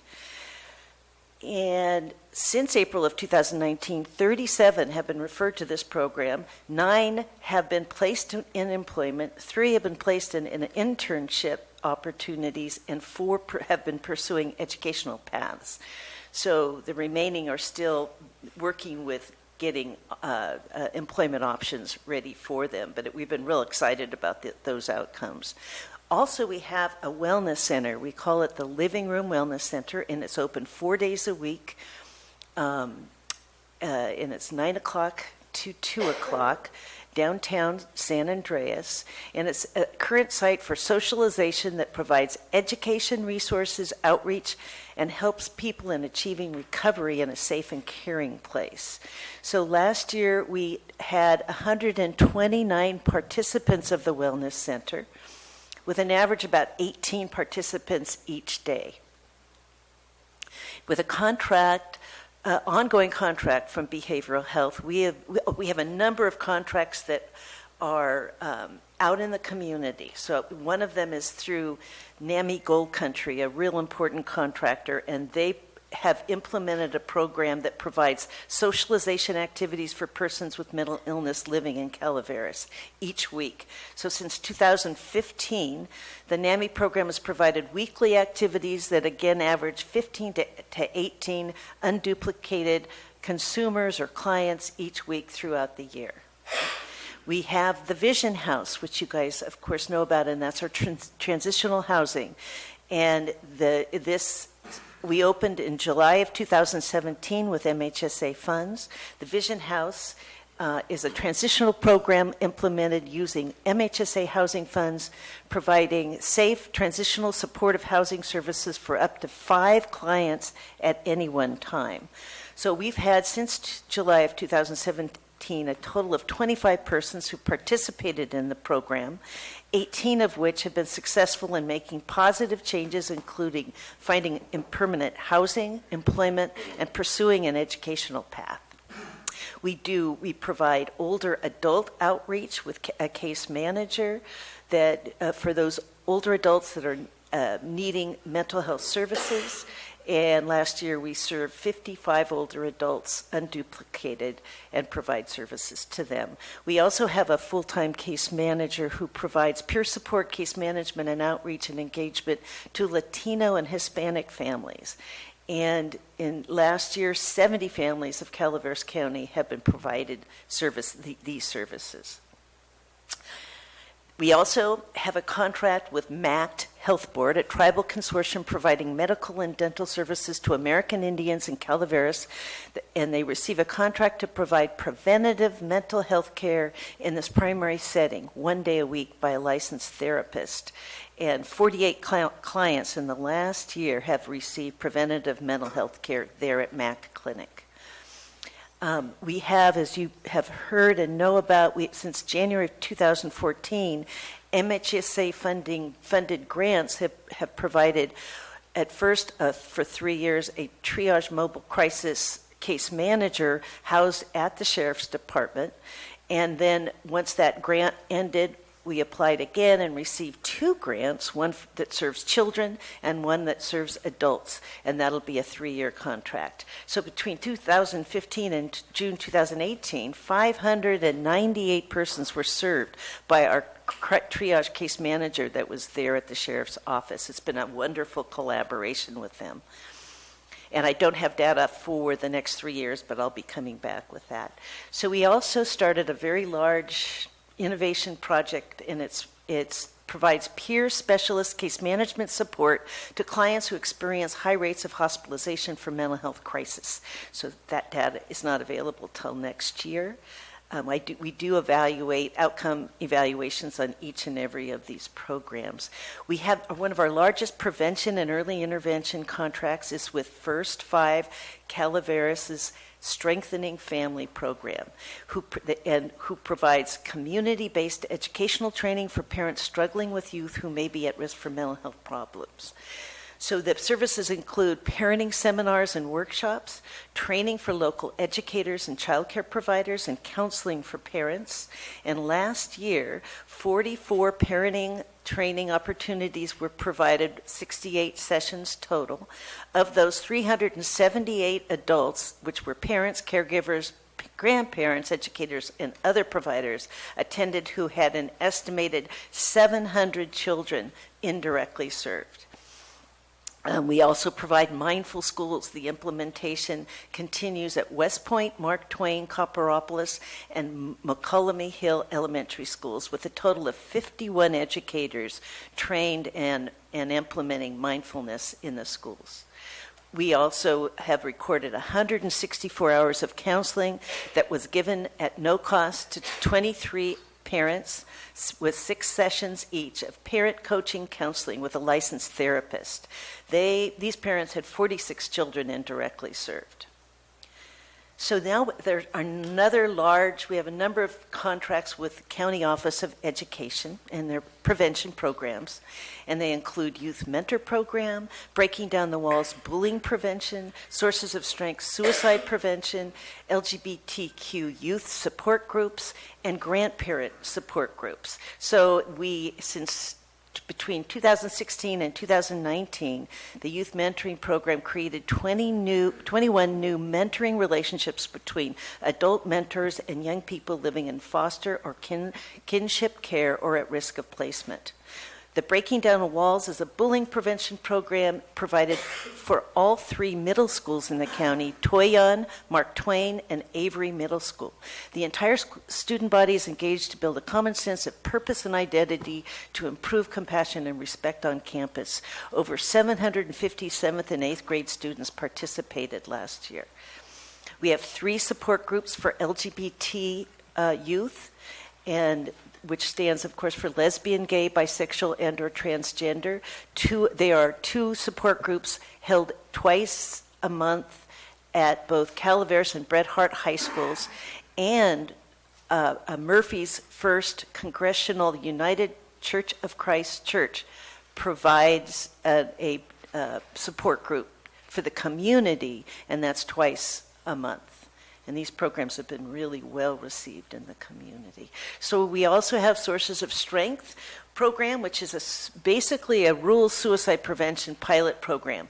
And we're starting off as a pilot at Bret Harte School, and the school counselor there has been able to train 22 students and 8 adults last year, who are now implementing support services to the entire school body this school year.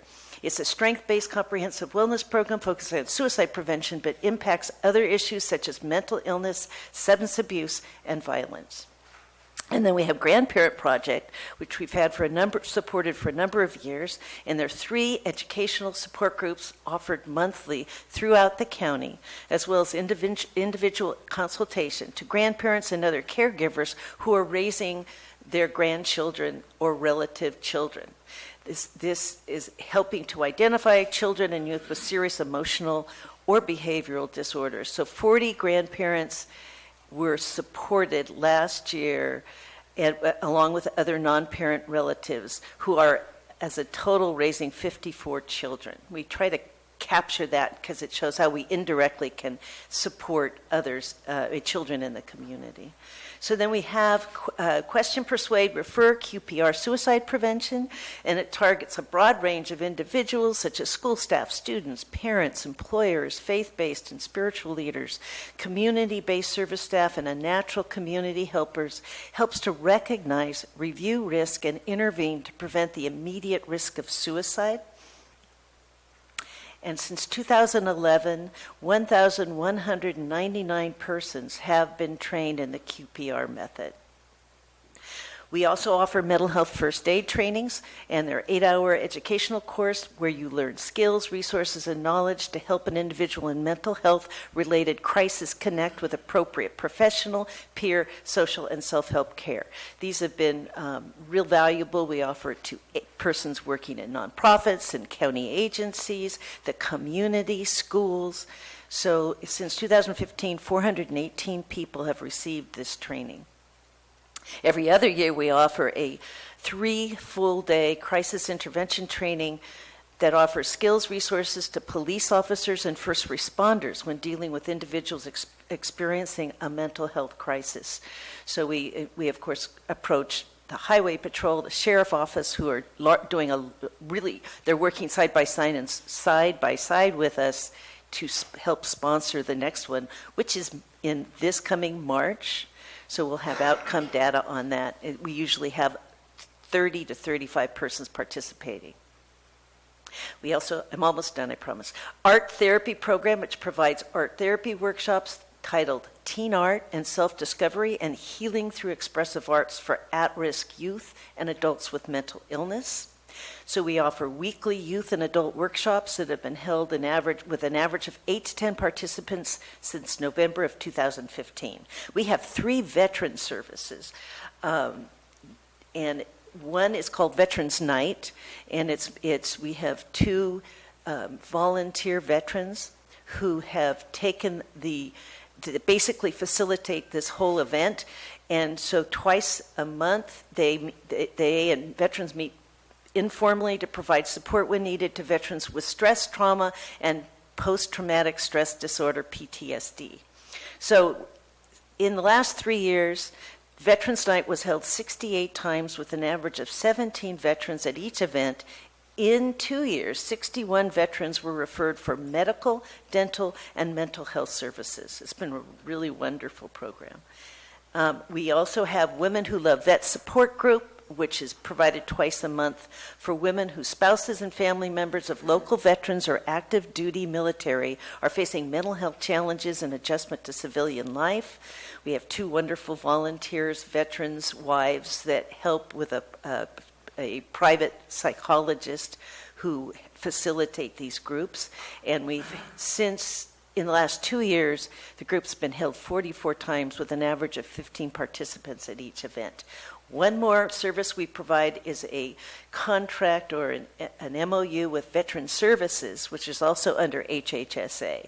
And it supports a part-time veterans outreach specialist who does outreach and engagement services to isolated veterans, arranges for veterans trainings, and provides information on mental health and community resources.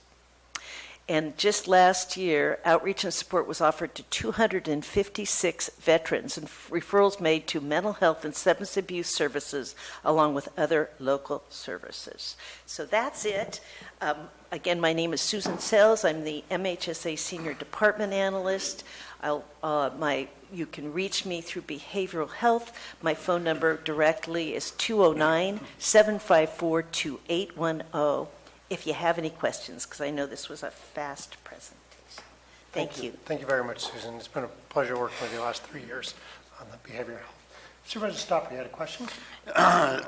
During a discussion and summary here, you have $162,477 under innovation. I'm all for innovation. Just, can you give me an example? So this is our case. We have case manager full-time who goes and reaches out to anyone within a 24 to 48 hour period who's been recently hospitalized with a severe mental illness. The idea is we're trying to stop the repeat hospitalizations, which are very costly to the county, of course, and we believe if we can reach out and provide the support they need, and so it's basically supporting one full-time position. And just started up in September. So it's fairly new. It took us a year to get it approved through MHSA. It's just a long, long process. It's like writing a grant and being successful with it. Thank you. But it is a 5-year project. Thank you. Supervisor Mills. So you've got 19 separate projects that you're dealing with? Well, I don't do them. I monitor them. That's the key for me in community building, and is to identify those experts in the community and making sure that funds are going to them with a very tight evaluation of their services, because that's what they do and what they know. So the county schools, the first 5,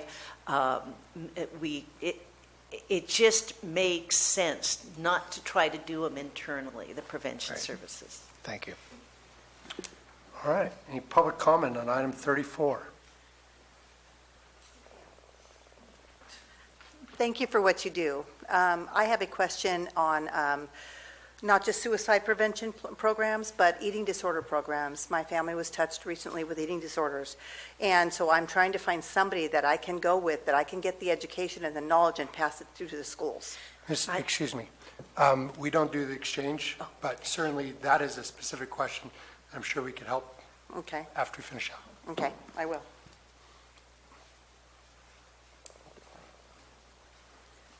I just wanted to verify, is HSSA the controlling department for the Veterans Affairs Office? Okay.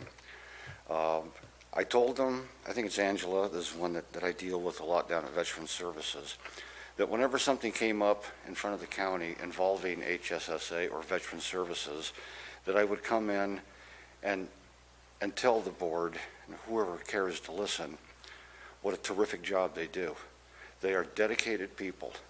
When you walk in there, they take over everything. You don't have to worry about a thing. They are competent. Their systems are tied right into the Veterans Service, the Veterans Palo Alto. They take care of all the paperwork. They know the shortcuts. They know the questions to ask.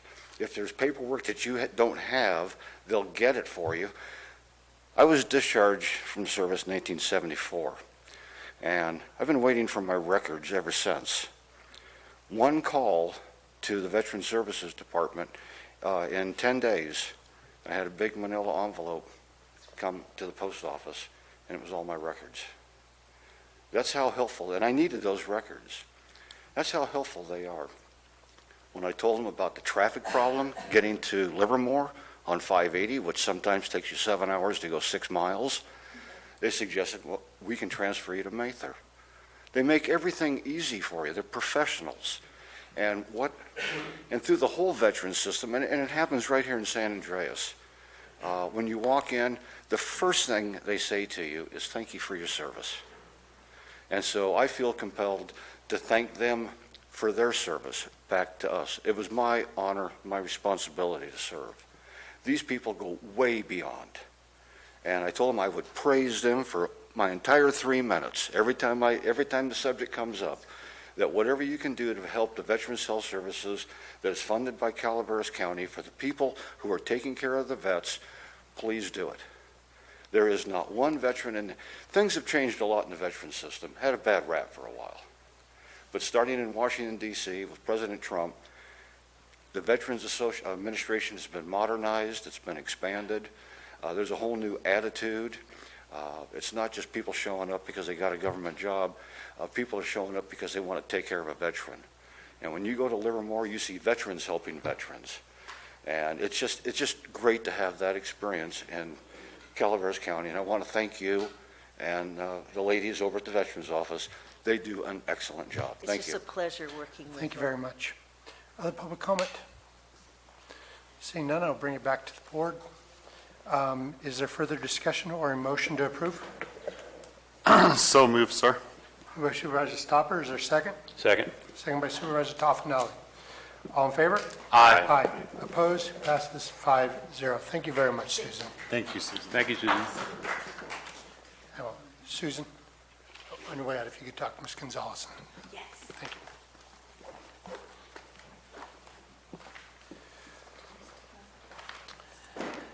Item 35 is from Health and Human Services to authorize the board chair to execute an agreement with Sierra Hope for the purpose of delivering homeless emergency aid program allowable services to eligible community members in Calaveras County, and the Health and Human Services agency director to make modifications to the agreement so long as they do not affect the not to exceed amount.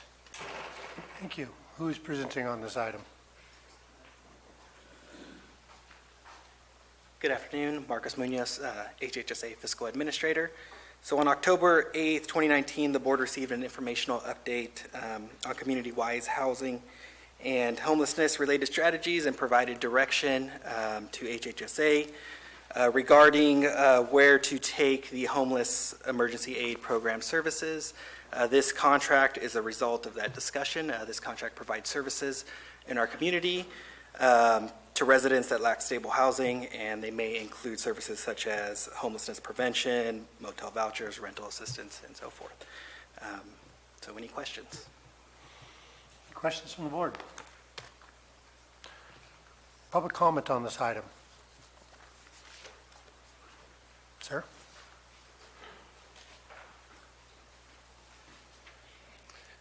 Hi, I'm Jerry Cadotte from Sierra Hope, and I just wanted to introduce myself and let you know that we're very happy and proud to be able to be a part of this effort in this community, and I'm available to answer any questions that you may have. Thank you very much. Are these federal funds or state funds? These are state funds. Thank you. Other public comment on this item? Seeing none, I'll bring it back to the board for further discussion or a motion. So moved, Chair. There's a motion by Supervisor Mills. Is there a second? Second. Second by Supervisor Callaway. All in favor?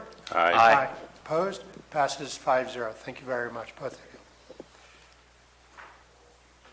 All right. We're just going to go in order on 36. Would you like to go, who's running this next item? Can I run, do you prefer, when I was reading through these last night, it seemed like they might have been out of order. They are. Would you rather go 38, 36, 37? We should do the 36, then 38, then 36. Okay. Very well. We'll do, We can open all three of them at once. all right. Council tells us we could do all three of these at one time.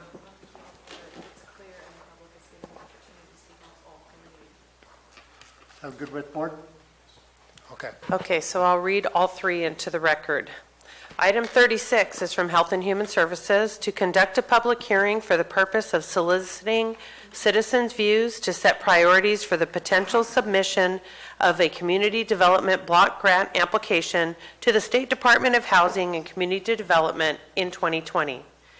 Item 37 is from Health and Human Services to conduct a public hearing to receive public comments on Community Development Block Grant Number 16CDBG1148, funded programs and services as a requirement to close out the grant, and authorize the Director of Health and Human Services or his or her designee to approve, sign, and submit the closeout certification for Community Development Block Grant Number 16CDBG11148.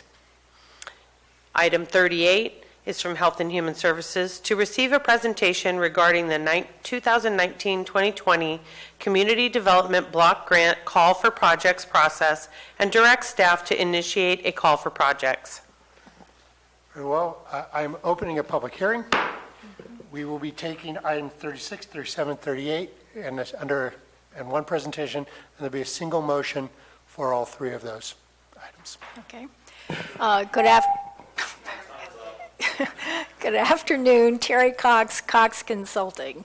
I do have a voluntary sign-in sheet for anybody that's attending this public hearing, and written comments regarding the county's Community Development Block Grant Program can be addressed to the Health and Human Services Department.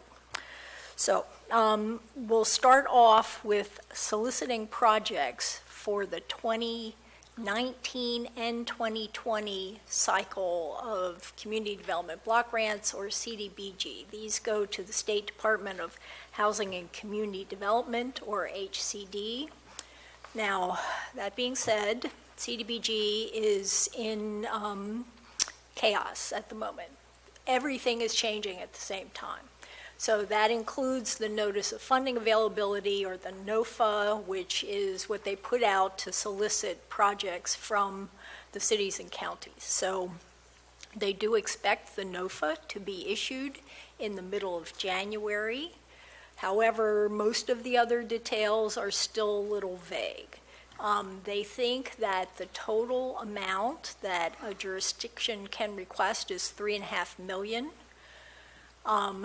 And then how this is divided up varies from jurisdiction to jurisdiction. Since you have expended more than half of your funds off of your last grant, you are eligible to apply for the full array of activities. Not everybody is in this cycle. They expect the due date, according to what they're telling us, to be about the end of March, the NOFA coming out in the middle of January. So you can see it's a pretty quick turnaround time.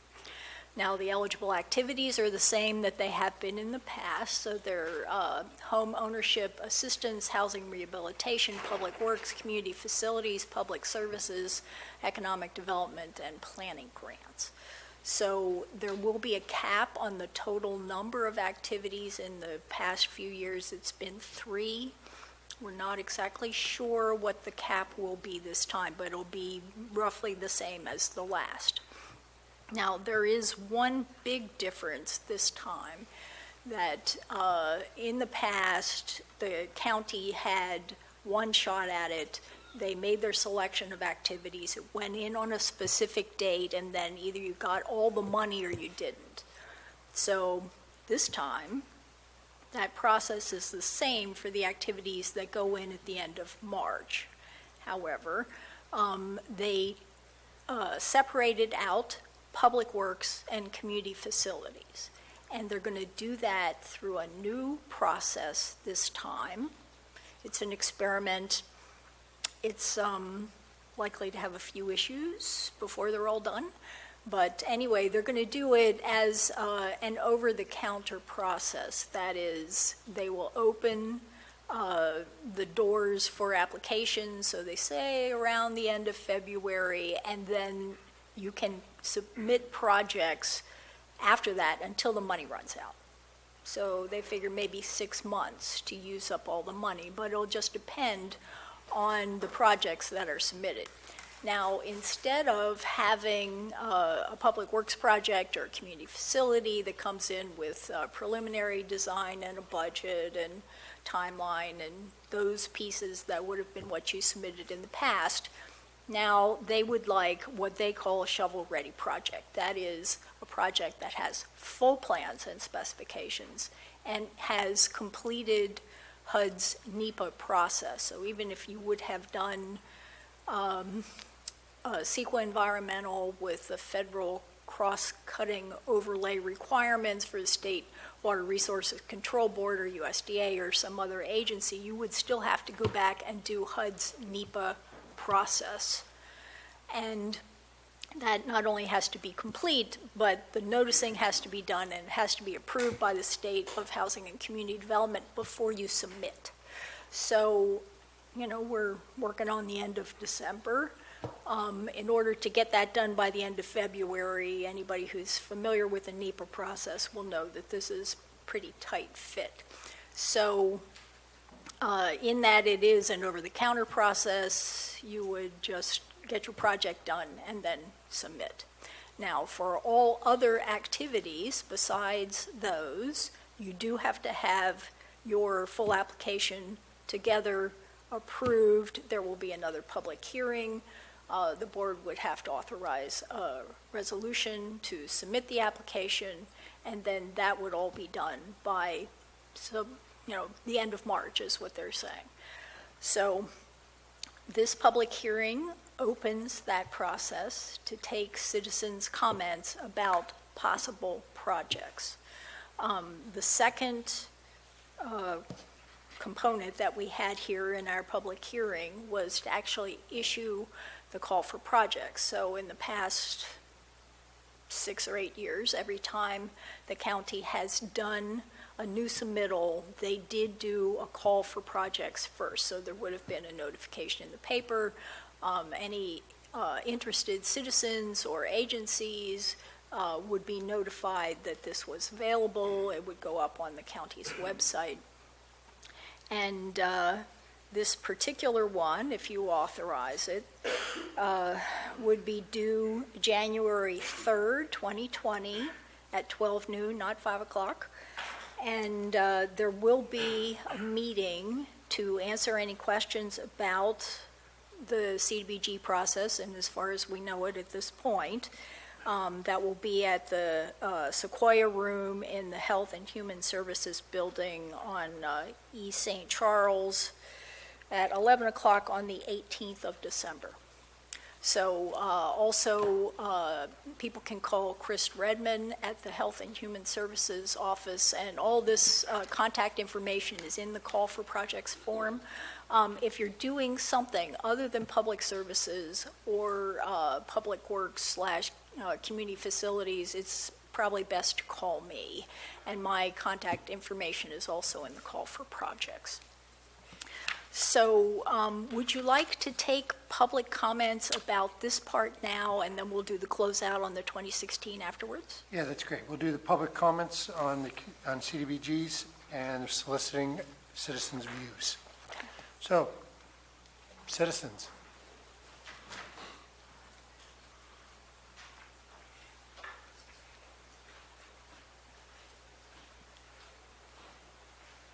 Good afternoon. I'm Tina Mather from the Resource Connection Food Bank. I would just like to say that I hope that you will consider the food bank a priority when you come with set us as a priority for funding for CDBG funds. We currently serve upwards of 700 families, unduplicated families per month at our site. And funding from CDBG plays a large part in our ability to be able to serve the citizens of this community. So thank you. Thank you, Tina. Thank you for all the work you do in the community. Thank you. Can I ask a question? Yes. Santa's Express, how many families do you serve coming up here next week? I think we started delivering We just finished signing up last week. last week. So we're crunching the numbers, and it looks like we're going to be pushing about 670 families Yeah. this year. Thank you. Thank you. Thank Tina, you. It's our pleasure. Tina, I've got a question too. Sure. And I know I'm totally breaking Paul's process here, but you had a call out for more volunteers. Do you need more volunteers in the food bank, or are you guys staffed up and good? We're not staffed up. Okay. We're having a problem there, but we are working through applications that have been submitted. We can always use volunteers. We've had a pretty rough go of it the last month and a half. We are still looking for volunteers to help us with Santa's Express at Mountain Oaks School. We need people to help our clients shop for gifts. There's a sign-up link on our Facebook page, or give me a call, 754-1257. I'll be more than happy to help you sign up, to lend a hand. Thank you, Tina. Thank you. Other public comment?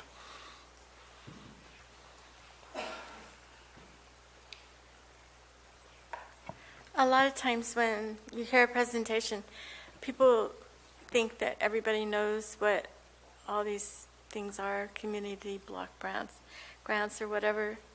But one of the things that I have feelings about, and I don't know whether it's got to do with these three things, but after last night watching that drug dealer try to push pot on this guy in Burger King, and he took it very quickly. Everything else fell away. His plans to go to some Christian camp in Oregon and see his family and his mom just went away. And I think that sometimes crowding people together causes or facilitates drug dealers being able to get a hold of clients easier. And, I don't think it's fair to cram people together in tenement-type settings or whatever else kind of settings in crowded areas. I think that's part of our problem in our country. If you get a bunch of rats living together, you're going to have a lot more rats. Thank you. Other ideas on CDBG funding?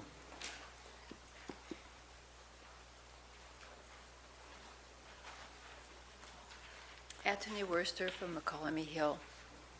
I very much support getting HUD funding for Calaveras County, and I'd like to see it.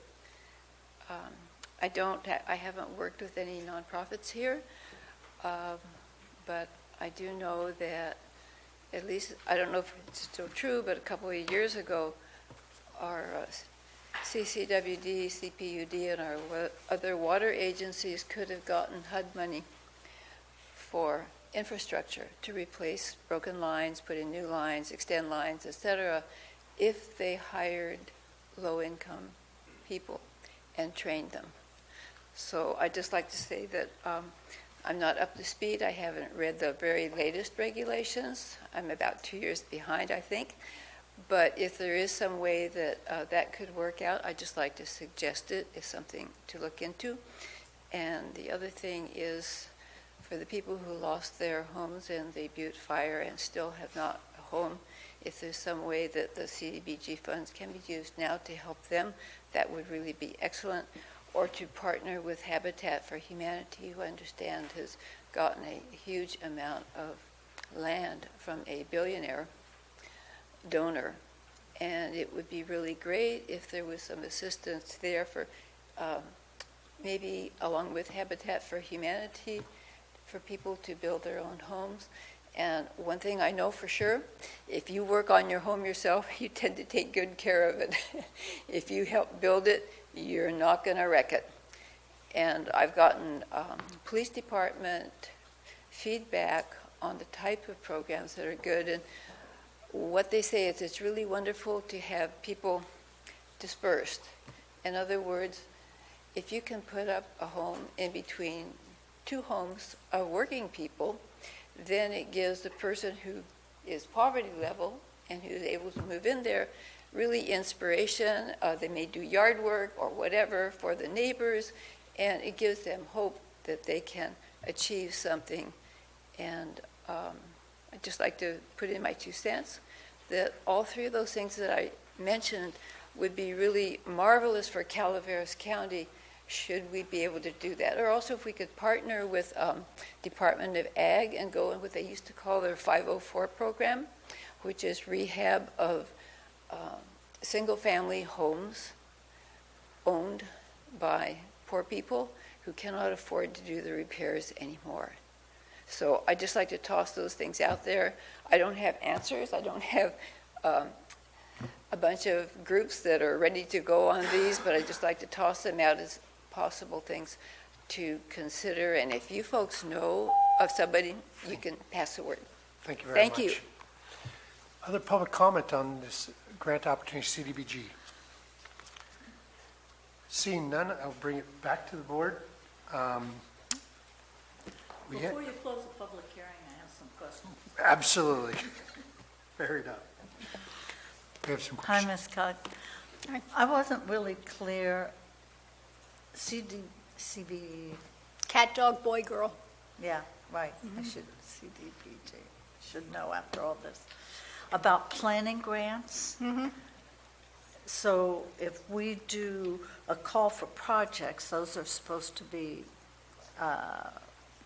for health and safety, right? So if you do a planning grant, well, when I went to the public, to the board packet, it talked about it being 871. 871. On item 38, on a call for projects, I thought it said serious health and safety issues. So a planning grant's not a serious health and safety issue. Well, the planning grant itself would not be at the stage where they would be able to address the serious health and safety issue, but typically they are for things that would develop into those sorts of projects. So some kind of planning grant that's about preliminary engineering for a water sewer project. It could be for development of affordable housing.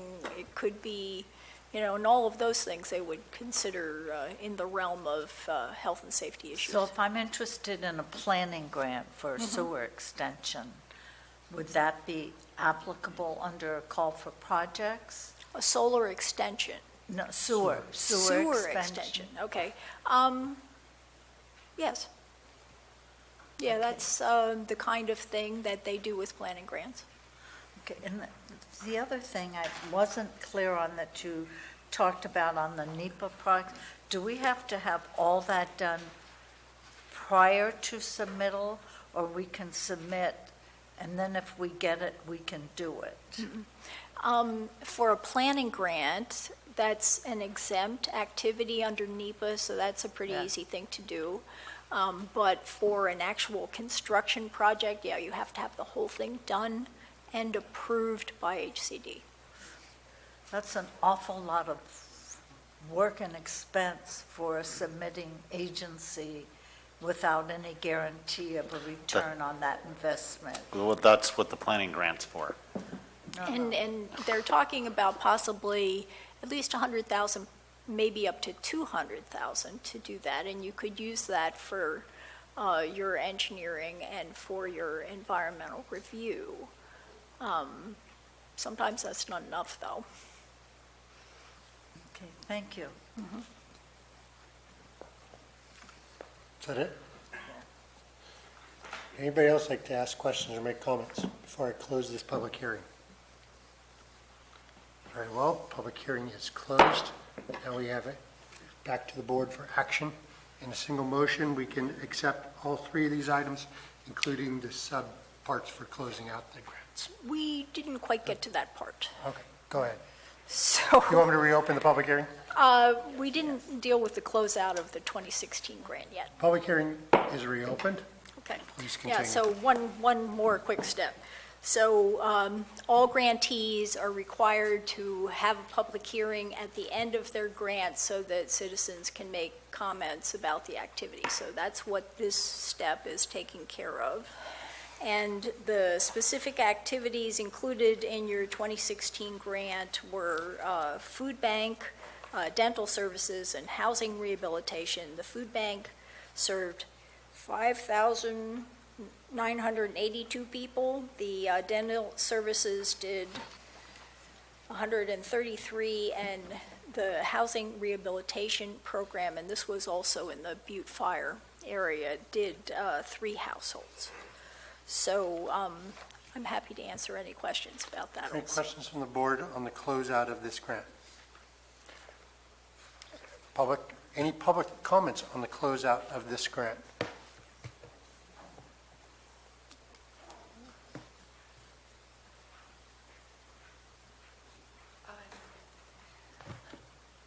It's hard to just come here and make comments. I just note that given the time of day to call this a public hearing to get input from the public, it's pretty difficult. Working people generally can't take time off from work and come here, so you have retirees like me. But you don't give working people the opportunity to speak, and that's disturbed me for some time about these meetings. And it is a public hearing, so you folks are here to hear, but you don't really give us a lot of information like, are you already working with Habitat for Humanity? Since there is a project that is going to be coming up. I don't know. We're not working with anybody yet. Can you work? This is the part about we're closing out this grant. We funded food bank. I was interested in the 3 houses, the rehab part of it. So I'm wondering, are there more houses that went down or were severely damaged during the Butte fire that could be part of the new grant? In other words, as we close out the old one, okay, so they rehabbed 3 houses. Are there more there that need rehab? I understand there are still people whose houses burned down and they still don't have a place to live, or they're renting someplace that's really not satisfactory, that doesn't really accommodate their family. So I'm just kind of saying, as you close out that grant, it's also good to look ahead and say, this part of it was really successful. We got 3 families back into a home that they lost in the fire. Can we do it more? Are there more people waiting for some kind of relief, money from PG&E or whatever, that we can help them to get back into a home sooner with the new money? And I guess this hearing is for not only to close out the old grant, but it's what you want to do with the new one. So I'm just trying to say maybe there's a connection between the two. And you can look at, do we still have other folks who lost their home who we might want to say we'd like to get HUD money for that? If they've already got their plans done, perhaps. So that's shovel ready. If they already have their plans done, they already have a building permit, they're shovel ready. Shovel ready is difficult. It's difficult whether it's a DOT project or a HUD project. Thank you. Yeah. So other public comment on this item, CDBG closeout. Seeing none, I'll bring it back. How can I close the hearing, or are there more questions from the board? Seeing no further questions, I will now close the hearing and bring it back for the board for a motion for item 36, 37, 38. I move these three items. Motion by Supervisor Callaway. Is there a second? Second. Second by Supervisor Stopper. All in favor? Aye. Aye. Aye. Opposed? Carries 5-0. Thank you. Thank you. All right. Three items. Assuming you guys set up.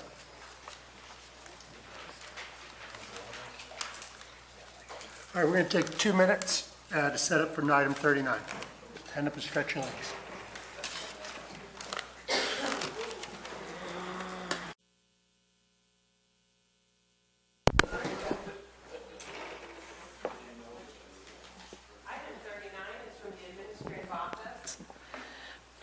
One, to adopt the Division of Cannabis Control, Cannabis Regulation Operating Budget, and the Cannabis Regulatory Fees Special Revenue Fund budget for the fiscal year 2019-2020, and approve related budget transfers.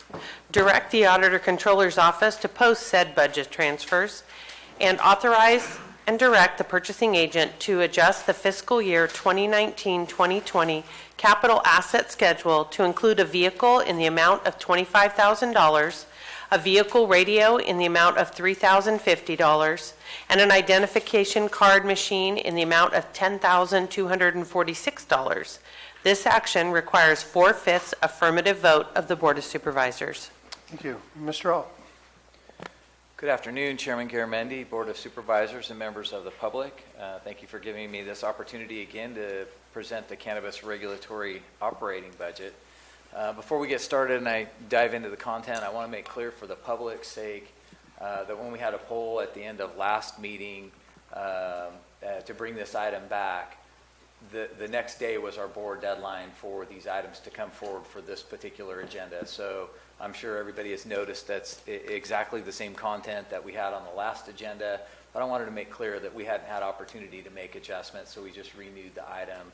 And through today's presentation, I hope to be more clear about some of the specifics that were written in the staff report. But I think it's important to note, I don't mean any offense by repopulating the exact same agenda item. The purpose for today's presentation is to explain the detail.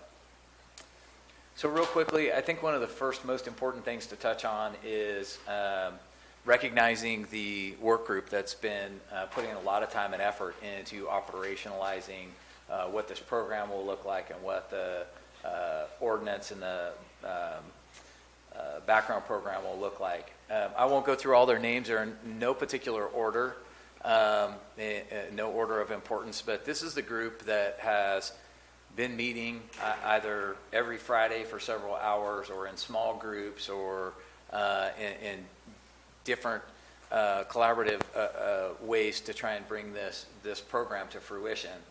I think it's important to note this because these are all experienced professionals.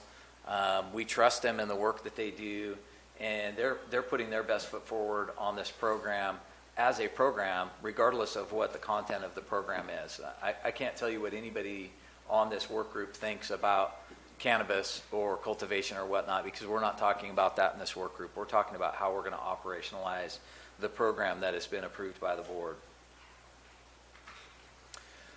Excuse me a sec. Guys, this is a very charged issue. I'm going to ask everybody to keep their comments in the audience to themselves, if that's all right. Okay? Mr. Alt, please continue. All of these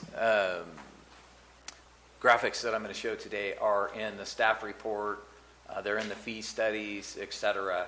But I want to start with some context here. This is the staffing request that was put forward in the fee study. We've seen it before on several presentations, but I'm going to walk through how the staffing in the fee study connects to the budget transfer and then ultimately to the personnel item that you see before you today after this item, and explain some of the detail underlying this information.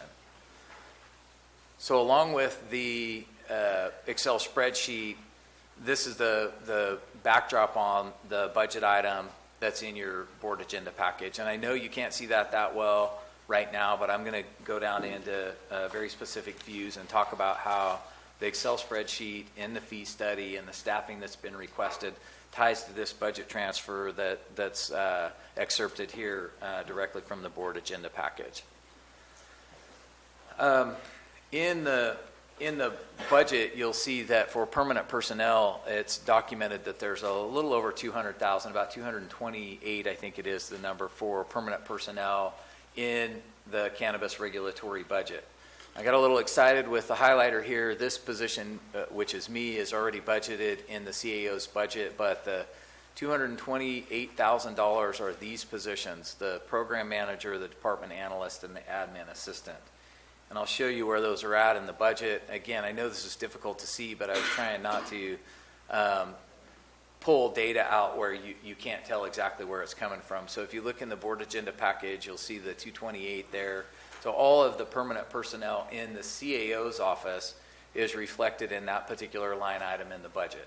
So the numbers tie out from that which I'm requesting for the program office specific to the CAO's office is in the budget under salary and benefits in that particular line item. However, it's been recognized in several of the presentations that there's a lot more money in the fee study and a lot more funds allocated to staffing beyond the CAO's office. So in the fee study, it reflects all of the other departments. So in this case, county council, code compliance, planning, environmental health, ag, et cetera. All of these positions here, while they're permanent personnel, they're not listed as permanent personnel under the CAO's office because they wouldn't report through the office. So in this particular case, let's see if I can size this a little bit better. I don't think I'll be able to size it. In the budget, in the board package, this line item is reflected as $1.6 million. And I should say for the public, there's also, if you want to look at the detail on the presentation, there's copies available. So this is an important key. This has come up in several discussions. And again, I apologize that those numbers are so hard to see, but that's $1.6 million from the fee study that would be collected, that is allocated in the budget. And we've spoken about this several times, that in the UO, we didn't document our hours and our times sufficiently to understand what our costs and our expenses were for that program. So the fiscal work group that has been responsible for implementing how we're going to control this program came up with and we've begun a cannabis timesheet that all of the departments are using to record their time on. The importance of that timesheet is when they're submitted ultimately through our office to the auditor controller's office, is the departments will be reimbursed for their time under this $1.6 million. Now, when I presented 3 weeks ago in November, we hadn't had a particular piece of feedback and hadn't recognized through the timesheets that all of the departments that you see that are tracking time in that $1.6 million, they're different departments. So one of the things we've added since we had feedback specifically from Supervisor Toffanelli is that we're categorizing each department, the allocation in the fee study to each department, and going to track against the departments claiming time against that $1.6 million. So we'll be able to track if departments are getting close to expending, what departments might need more resources, what departments are under on their resources, and we'll be able to report that out as we go through the program. We'll be able to work with the departments on how to monitor that as well. So that's one change as to how we'll track this $1.6 million that has occurred since we reviewed this item in November. So there's a lot of equipment and services. Obviously, these are non-personnel items. Each of the items listed here, it's real easy to just call this equipment, but some of it's beyond equipment. Everything that's non-personnel is reflected in the fee study in this particular graphic. In the budget, all of the items that were recorded in the fee study are listed here under services and supplies. So any of the dollar amounts that we record in the fee study that would be expended on equipment are reflected in the budget. To an item, they're reflected there. So essentially, in summary, while you can't see all of the numbers here, permanent personnel in the CAO's office is here, all of the equipment in the fee study would be expended here, and then all of the department expenditures would be reflected in the $1.6 million at the lower line I've pointed out earlier. So this one gets a little bit clearer, able to not post a whole document here, and that this document isn't as large, but this is something that comes after this item that shows 10 positions that we'd be bringing back as a personnel item actually in the next item today. And so one of the questions I had after the last presentation is that there's 10 positions reflected in the personnel item.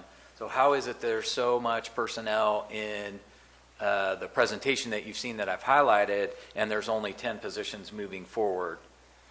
And so and I did drill down here. This is an excerpt from the fee study. All of the positions in the fee study either show that they're existing or they're new. And if we go through that spreadsheet, back out to the bigger spreadsheet, you'll see that wherever there's a new position, those tie out to the positions that are in the personnel item.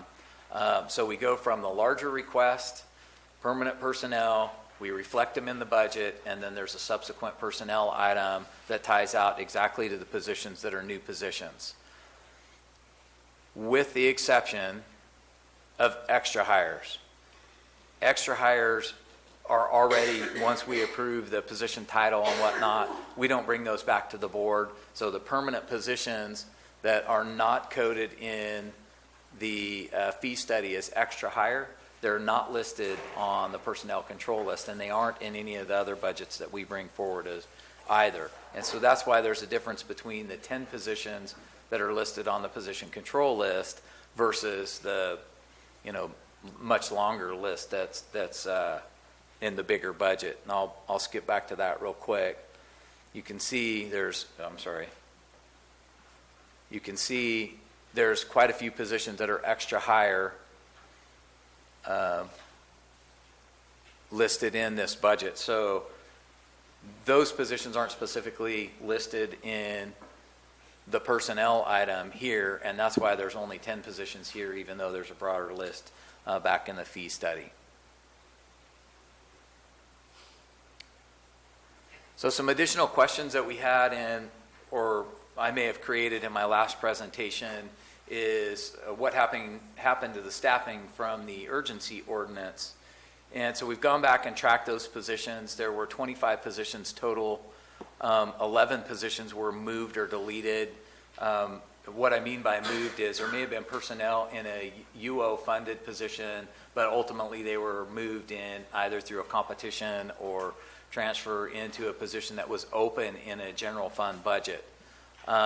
Many of the positions, for example, all of the positions in planning that were created during the UO were deleted. There are specific areas that have been noted that were created in the urgency ordinance that still have positions remaining in them. There's 14 total. The sheriff's office obviously has the lion's share of those. I think there's 8 or 9 there. There's 3 or 4 in code. There's 1 position that was created in admin that was a limited term to help with the program that has since been converted to the general fund, and then there's also 1 in council. So the notion that there has been positions that have remained in the county after the urgency ordinance is true, and this is where those positions reside. Another question that we've had about the program and how it might look initially, quite frankly, whether the budget's approved today or not, the program's going to be hindered to a certain extent for the next 3 or 4 months, because our recruitments for new positions in the best case scenarios and easy to recruit positions take 3 or 4 months. So many of the positions, if they were to be adopted today and we began the recruitments, we won't see them start until the last quarter of the year, which will reduce the expenditures on the budget. It'll also make it tough on the program, but that's why we have the extra hires in the budget that we do, is so that we can bring people in to try and ramp up the project, at least initially, and then scale up to the total of approximately 150 permits. Quite frankly, we see that the biggest plate of work is going to be in January and February, when the lights first go on for this program, and initial permit issuance will make every effort to begin those in January and February. So, looking back up here to all the permanent positions, if we're going to be issuing permits in January and February, we obviously won't be at full staff, nor will we be incurring full expenses against the fees either. So just to give an example of what it might look like in the ramp up, and this is only for illustrative purposes, I really cautioned against putting any numbers in here, because it gives an idea that we might be setting a cap or only setting that as a goal. But just to make the numbers easy, I wanted to show, for illustrative purposes, if we have 50 permits that we're able to process in January and February at $12,561, the revenue from those 50 permits would be $628,000. So we could do the math and split it in half, or whatever number you want to insert here, you can derive the revenue. My real point to putting this illustration up here is that 50 permits is plausible, and so that revenue is plausible, but while we're at least initially receiving this revenue, we won't have permanent personnel on the budget until after we've processed these. So there's going to be a disconnect with the amount of money that we're spending, and as we're processing these through, quite frankly, that'll create a big load for us beyond these 50 permits off into the second quarter or the fourth quarter of the year, and into the initial beginning of next fiscal year, that will need to be staffed up for processing somewhere around 100 permits. And these are only the cultivation permits. This doesn't even speak to the revenue that would be generated by the CBCB in the background process. $600,000 or $400,000 of revenue in the last half of the year for 5, 6, 7 positions. Generally, we would go out the backside of that budget. So that's why I wanted to be illustrative about the potential revenue and how our expenses and revenue may line up. Another thing I wanted to touch on, we saw this slide similar in the last presentation, but what's the impact? In this slide in the November presentation, I'm afraid I may have given the impression that there was some sort of threat from my office being responsible for the program, that we would initiate the program regardless of what the will of the board or anybody else is, that we're moving the program forward. And the reality is that we have a legal obligation to implement the ordinances. They've been adopted, and the ordinances became effective November 22nd, and our fees technically become effective 12/23. That's a weekend day, so this is 12/23 is 12/21 rather. 12/23 is the first Monday following the fees becoming effective. And so before I go too far along, I asked Ethan to touch a little on our legal obligation to implement ordinances, and that's why he's up at the table with us here. Thanks, Al. It's just, and as the board knows, I'm repeating the obvious here. The ordinance was passed by a majority of the board. The board also implemented a policy by majority vote to establish the Cannabis Control Office. And we've been steadily working towards the creation of those offices. And as Al indicated, the auditor's office has created a budget number that we can start billing to and have been recording our time to since October 22nd. Many departments have been incurring expenses, which would be reimbursed if this transfer occurs. So I'm just here to say, basically, the board has spoken, and staff is under an obligation to proceed with this regardless, and have been. And so we've all been doing a lot of work towards accomplishing these goals, including many people in the room and those that have been thanked in this slideshow. And the board obviously is free to choose whatever they want to do. A budget transfer is a legislative act. But staff is in a position where we have to do what the board has already directed us to do. So what are the impacts to our departments?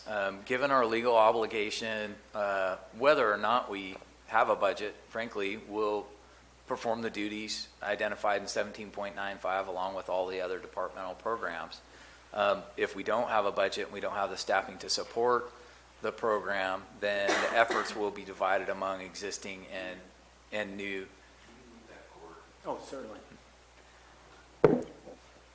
Our time and effort will be split among the programs we already have, and we've seen many of those here today, but our time will be shared with implementing 17.95 as well.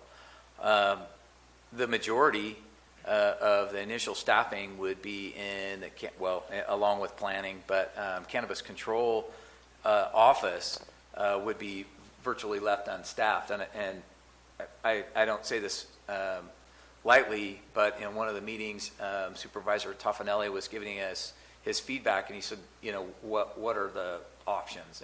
And we were considering some of those in my office, and I said, well, you're in the Office of Cannabis Control right now as Plan B or C or D.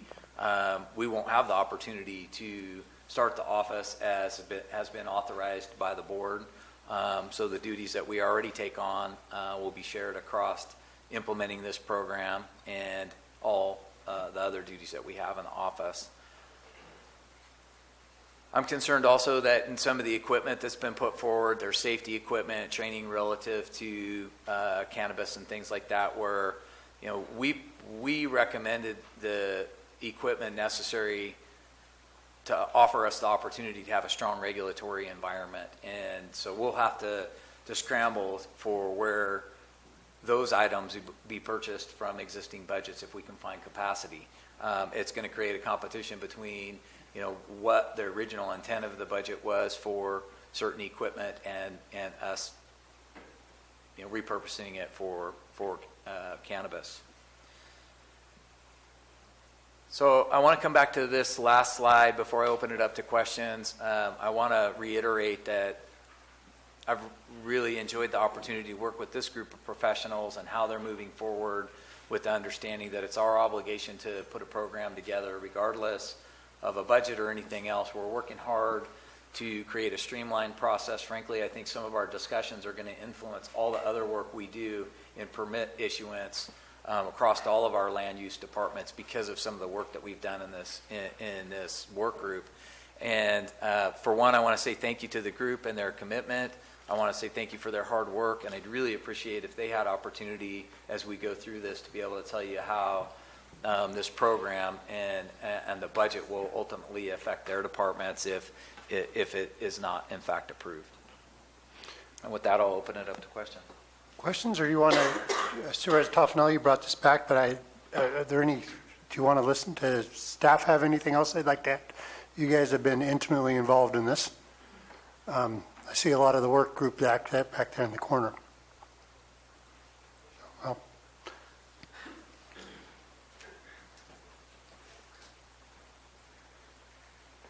don't be hard on us now. I'm Brad. I just want to say that Al's worked closely with us And we've done a lot of work and analysis to try to calculate the staff that we would need with this program. And there are some variables like the number of applicants that we're going to have, but I think we can say that we've really support what the CAO has put together. At least it adequately reflects the departments that I'm responsible for. Mr. Benner, what will happen without this budget? It would be pretty crazy, I think. I'm not sure what we would do. We have two aspects, environmental health. We've got the existing programs that we have. We do grading permit reviews. We do well permit applications. We do septic soil profiles. We do septic permits. We have fees for those. And so we're able to look, because we've been doing daily timesheets for years, and we did a fee schedule a couple years ago, if you recall, and we use that time data, so we know how much time those activities take us. And so we have an hourly rate that you adopted, and so we know the cost, and we can compare that with the cost of the program, because we know what the fees are too. So we're able to do some pretty good calculations based on the number of permit applications, and we've looked at it at 50, 100, 150, and 192, just as different variables to look at the cost. And you're able to get a pretty good figure of what those, what the additional time put into that would be. And those costs are not reflected in the cannabis registration fee. But there is a general service cost, because when you adopted our fees, it was a 3-year progression, 60% cost recovery, 70% in year 2, 80% in year 3. So there is a general fund component. It's fairly small, but it's in those existing programs. Then we had to look at the time involved in what we project, for the regulatory program. And we broke it into each subcategory, from taking in the permit, reviewing the site plan, doing the file search, communicating with people, dealing with the well situation, and we came up with our best estimates on that. And so we came up with 2.25. We know we won't get the 0.25, but we do have, 2 positions, and that's kind of the information that we gave the CAO then. So.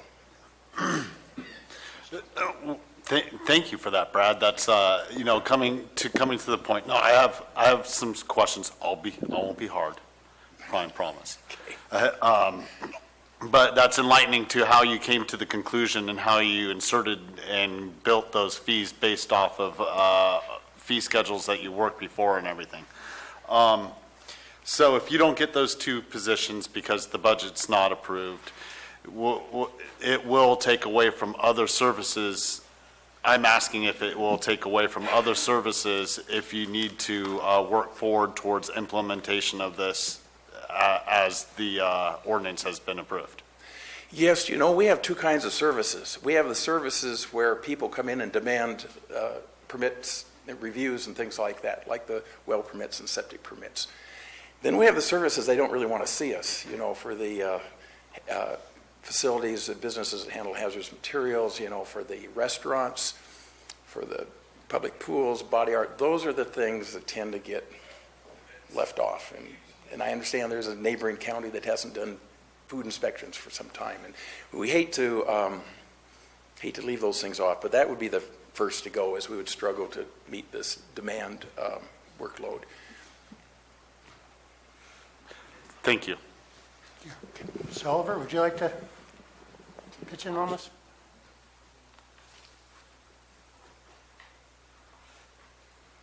Doug Oliver, Chief Building Official. I guess what I want to do is kind of give you my perspective with eyes looking into the program.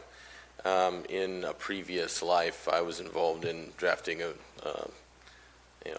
through a similar process, and I'm seeing things that are very reassuring to me.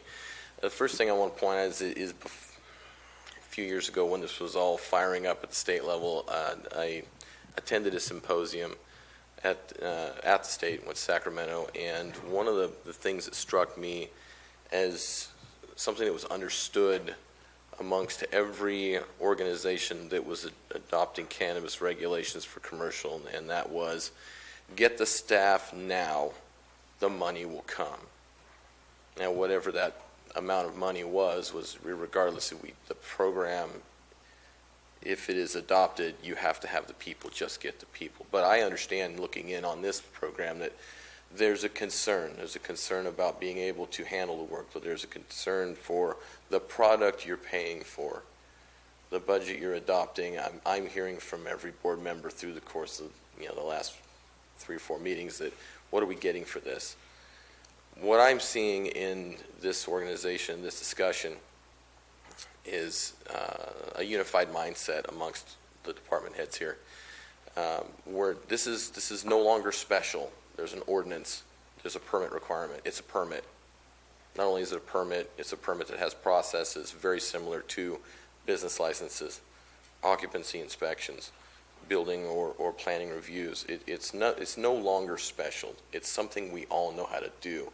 And so we've all plugged it into our own department's processes, very similar to everything else we're doing. Okay, and for an example, the initial intent moving forward with the building department's organization was we're going to have code compliance go out and do all this. Well, once I got involved in this and we started talking, the realization was this is no different than anything else. Code compliance is not something that we send out for an occupancy inspection. No one's in trouble. Code compliance isn't somebody that's going to do a plan review. That's not what they do. They come in when they suspect something's wrong, not ahead of the game looking for something wrong. So we're distributing that workload across staff. So when I say I need an FTE, that FTE, I'm not going to have one person all day long doing one thing. That makes absolutely no sense. If we plug it into our department in an effective manner, every building inspector out there is going to know how to do it, so there's never a loss of service. Sure, reduction in service, but that happens whenever any workload goes up, because once again, this is no longer special. So I could get a huge bump in commercial plan review and inspections. I could get a huge bump in single-family residential, or everything could tank in a recession. This is going to be part and parcel to that, and it's going to be treated no different. And what I'm seeing is that every department has recognized that, and it's being woven into their plans. So it's very reassuring to me that, and I don't know if that's been expressed that way to your board before, that what are you getting? You're getting a process that rides along and is woven into every other process we do, because it's no longer special. And therefore, if it's done this way and we have the staffing that we need, the reductions simply will not be as terrible as if we don't have the funding and we approach it the way we used to. I mean, I wasn't part of the urgency ordinance, clearly, but I've seen the aftermath, and I've seen the repercussions in morale, and there's a lot of things there because it was handled differently. The departments now see that, and the department heads working together the way we have. I think it's a strong framework, especially when we tie it in with our permit software that we've recently acquired, which everyone who's participated in it has roundly said, this is good stuff. And it allows a lot of electronic processes, a lot less hand carrying of paperwork, immediate review responses. And we plan to showcase that to you because we're retooling it now as the building department to handle everything that we're doing for our plan reviews, inspections, our permit process. And once again, this is no different. It will get the same benefits as every other permit we have in the queue. So that means that if we go out to an electronic process, if it becomes a realization, this could also be part of that, and that reduces our workload here in the office. So I don't know if you want to answer any questions about what will happen if there is no budget, but I'll tell you, if there is a budget, this is what you can look forward to. This is what we're trying to sell, is this better process. Mr. Ellenberg, do I understand that we're going to be using the Track It system for this program? Correct. And everyone who touches this program will then be able to utilize Track It? The intent of this is that everything is tracked in the system and everything can be extracted with reporting very simply. The process will flow electronically like it would if you were hand carrying, but if this works out right, this is going to be, I'm very confident, the system is very robust. Thank you. Thank you very much, Mr. Helmer. Mr. Maurer?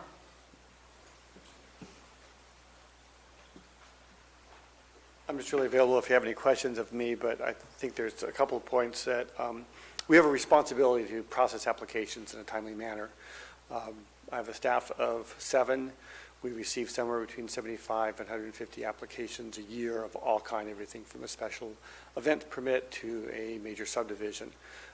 If we are going to be receiving somewhere up in the range of 100, 150, 190 applications for cannabis, that's going to adversely impact my department, our ability to process other applications, as well as all the other things. We have a general plan implementation program I'll be bringing back to you next month, and there's just a lot of expectations for our department. So it will have an adverse effect on our department if we aren't able to staff up to handle this anticipated workload.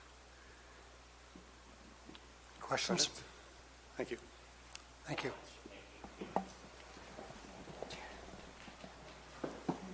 Madam Counsel?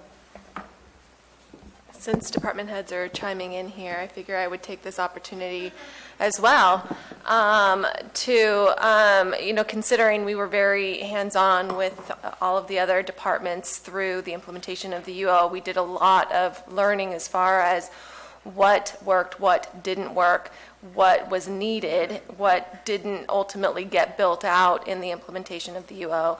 And I know that there have been some statements as far as the size of my office, which is my office is the same size now as it was under my predecessor, with the exception of one position that was funded through the UO. Here, as some of the others have discussed, is the need for FTEs rather than bodies per se, and how that works with implementing a program. And one of the things that you will see is that we are requesting 2.0 FTEs, because that is based on our experience under the UO and what was needed in actually assisting all of the various departments from a legal perspective of implementing and rolling a program out. Under the UO, we had one FTE that was funded for the one body, but at the end of the day, we were billing across the board. Every one in my office who worked on the UO was billing to the UO, and we found that it was closer to 2 FTEs. So what we found was, even though we had one additional body in the office, there was essentially a 2-person impact to the office. So we essentially went down one attorney to work on other day-to-day operations, other assignments, other cases, other assignments to departments, because the need was there for implementation. So the notion that there's no need for two councils because council's office is too big is just patently false based on our experience.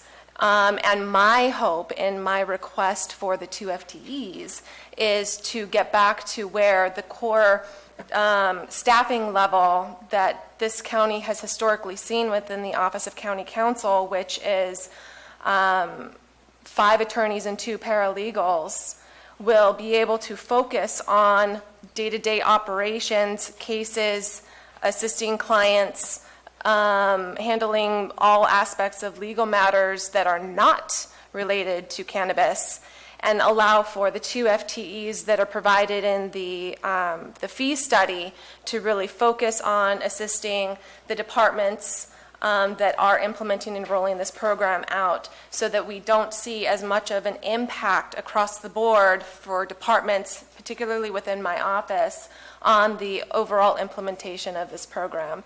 So that is where that number came from. It was actually what we experienced in implementing the UO, and my hope to have a fee structure that would not have an impact to my office, to where we can have a continued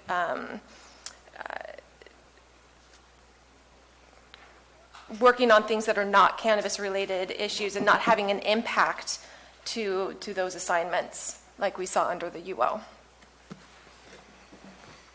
Thank you. I would also just add, sorry, if I'm on my platform, I might as well use it, where because my office is a general fund department, that is the other, the other concern is, we don't have, if the board doesn't approve a budget to utilize the funds that the county will receive through the fees and what is being proposed through this budget, my office is a general fund department. So if we don't have a budget or an ability to access the fees that are coming in for the specific purpose of implementing this program, essentially the general fund that is currently funding my office will be shouldering, for lack of a better way of saying it, the implementation of this program, because our office will be working with the various departments and working with all of the staff in rolling this program out. So I just wanted the board to be aware of that impact, since my office is a general fund department. Thank you. Questions from the board? Toffenelli? Oh, sorry, who's ready? Oh, no. Callaway? Mr. All, when we get applicants in, the owners of a business, at what point do you know that would we start seeing employees? Because we might get 10 applicants, business owners, but then we might have 20 employees. Well, so our initial approach is to get the owners or cultivators at least far enough along through the process in our county so that they can move through to the state processes. And I can't speak eloquently to how long the state processes take, but I've learned primarily from listening to our council that's worked with us on this that they're required to have a state water resources board permit and then ultimately a permit for the state. That's going to take some time. So we're not focused right now on the employees. We're focused on trying to take that first group of cultivators, the owners, and get them into the state process, and then we'll pivot into now what are we going to do about CBCBs. But we expect that we'll have some lag from the initial application period before we have the employees start rolling. So if a cultivator or owner wants to bring on 1 or 2 employees to help himself or herself with that process, are we going to be saying, no, you can't because you haven't gone through it? Or, I mean, it doesn't seem like to me that's our decision to make. That's not our intended approach. Our intended approach is to try and layer in, the first priority is to get the initial owners into the process, and then the next layer is employees and other owners that come forward. I'm trying to answer your question directly, but right now we're facing this with the possibility of very few staff, so we're trying to front load as much as we can. What are the priorities? The first priorities are the owners and to get them into the permit process, and then the second priority will be to bring along the employees with them. And also, I would just add that a worker within the meaning of Chapter 9.22 that has to have a CBCB is one who's directly involved in commercial cannabis activities. So if a cultivator needs workers to help him with the application process, those people don't need CBCBs unless and until they're later involved directly in commercial cannabis activities. So that means until they start planting a crop. Yeah. So if they want somebody to start helping lay an irrigation line or anything that isn't handling the product. That's correct, and anyone who's involved in, there's a contractor or provides other professional services that does irrigation, construction, or any of those type of things, they don't need a CBCB. Okay, thank you. Supervisor Toffenelli, you asked for this item to come back. Do you have any further questions? Well, I did ask for it to come back, and the poll was that we had a poll with the majority wanting to bring it back. And part of bringing it back was that Supervisor Mills and myself would meet with the CAO. And that was kind kind of a strange thing to begin with. But having got through that, I think I met with Mr. Alt twice on 2 occasions and went over my concerns and my issues with this program and how it's being implemented. And I appreciate the department heads and everybody that's been sitting on this committee. However, I have not seen anything change that I gave indication to the CAO. I have a problem with, even though we're using Track-It and we're feeling very comfortable with Track-It, and I brought up the fact to Mr. Alt that there's going to be a review committee reviewing whether they're going to accept these charges from the departments or not on this big pool of money. There's a big pile of money here. Everybody's going to be tagging onto it and going through Track-It and getting their department money and funding for it. What happens if you kick it out and they deemed they were not, those weren't legitimate hours spent on this program? Then the general fund is going to pick up the difference. And who knows how much that is with the amount of employees that we're bringing on. Again, they're not all extra hires. There's 10 permanent positions. What happens to those after the initial funding has gone through and you're now into just renewal fees? There's not enough renewal fees there to sustain those 10 employees. The other issue that I had was this board created a department of cannabis, a department. And we're housing employees in other departments instead of just coming up with a regular budget for a department and utilizing all those employees in one department. Then you wouldn't have pressure on Brad. You wouldn't have pressure on Doug. You wouldn't have pressure on Peter. They're running the departments day to day. The pressure would be on this one department where it belongs, just like their department has pressure on them for what they do. That's not what the case is here. We're splitting a department up into all these other departments, and we're trying to put a budget together that is just a pool of money, and it's not a dedicated department with employees in it doing these functions. And that, to me, is not the right way to go. And we had that discussion, and the presentation here today is still the way it was. There's nothing been changed here other than a little clarification on the employees, the permanent employees, and how you're going to utilize this pool of money. So I can't, nothing's changed, so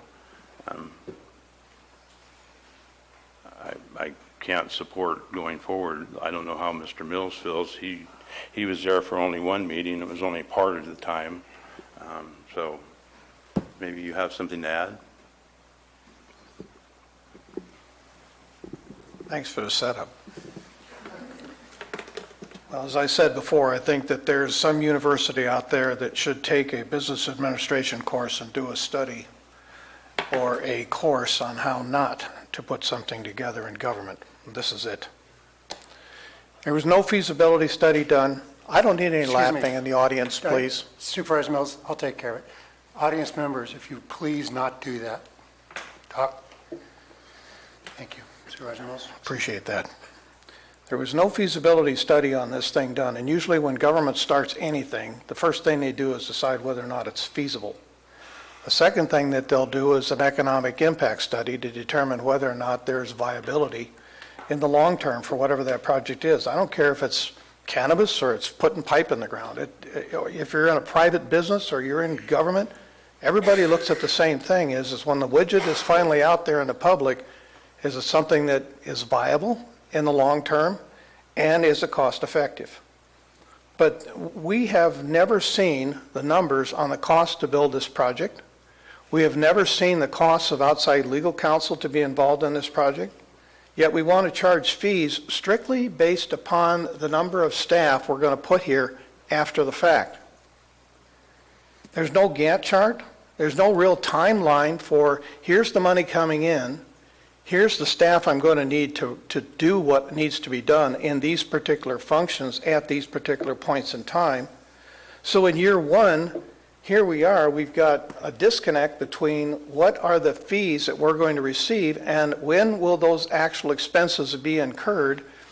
And to say, well, if we're not going to take it out of the fees, that we're going to take it out of the general fund, that's a nonsensical approach. I couldn't do that in a business.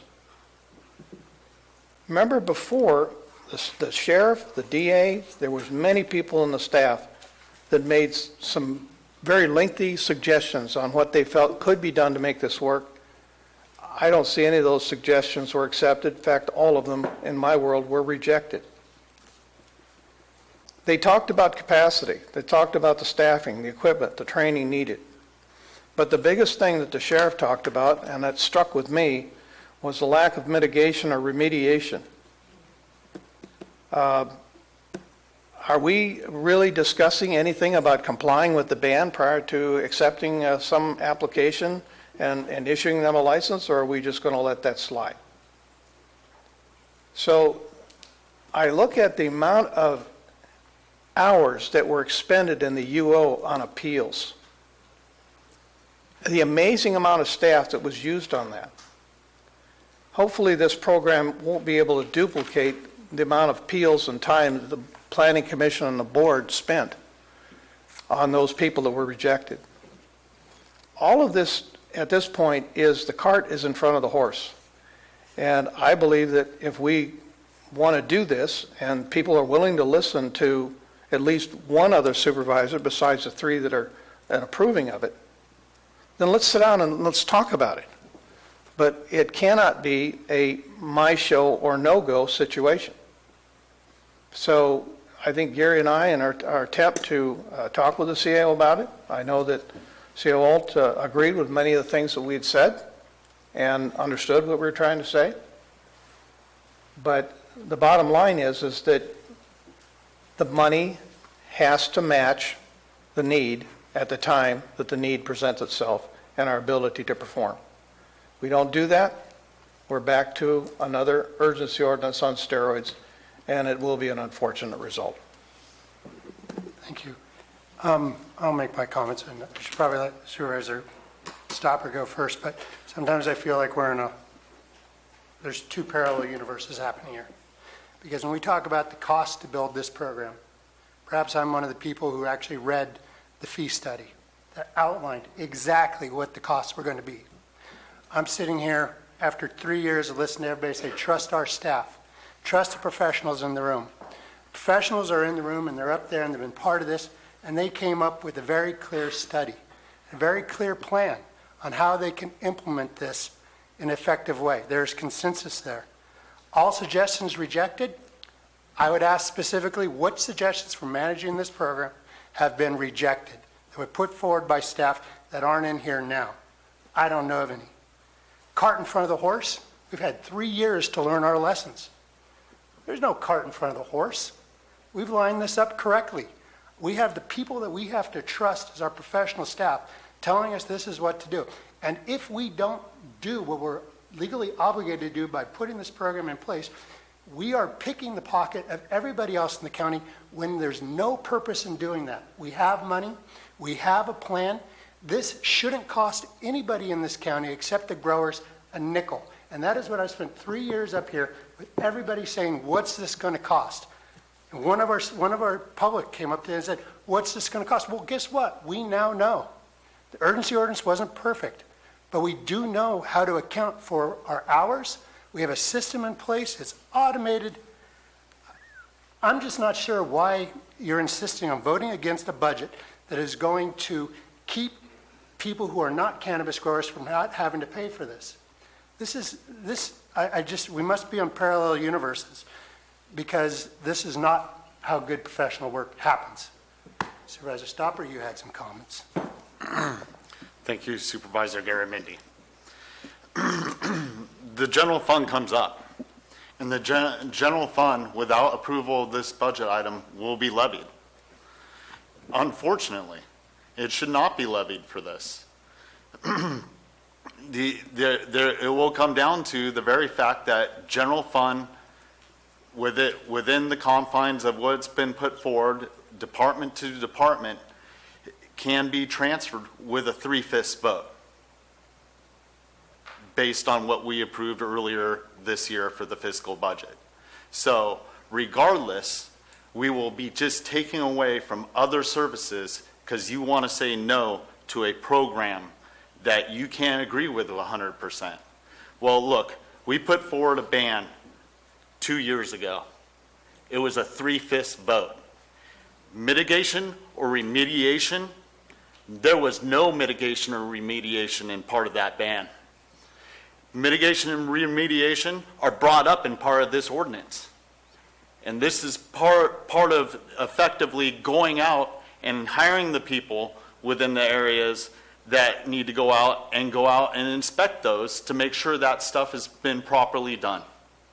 So in fact, you're saying no to mitigation and remediation by saying no to this. I've sat here and I've been patient. I was very hopeful that the two of you could go in there and speak up to staff and insert what you wanted to have them move forward with it.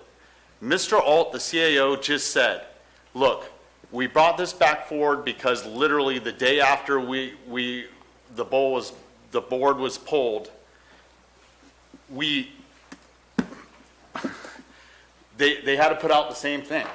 But you could have sat here and worked on it with all of us to a conclusion where we could work forward collaboratively to the best benefit of the people of the county, whether you agree with cannabis regulation or not. Because I guarantee you that those people in the back that have been working with the CAO, not all of them agree with cannabis regulation.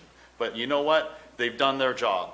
I see people like Ethan Turner that I've seen both sides dislike. This guy has always done his job, whether it be regulation or a ban. You gave him direction, he sat down, he did his job. We have a lot of good staff here that follows direction.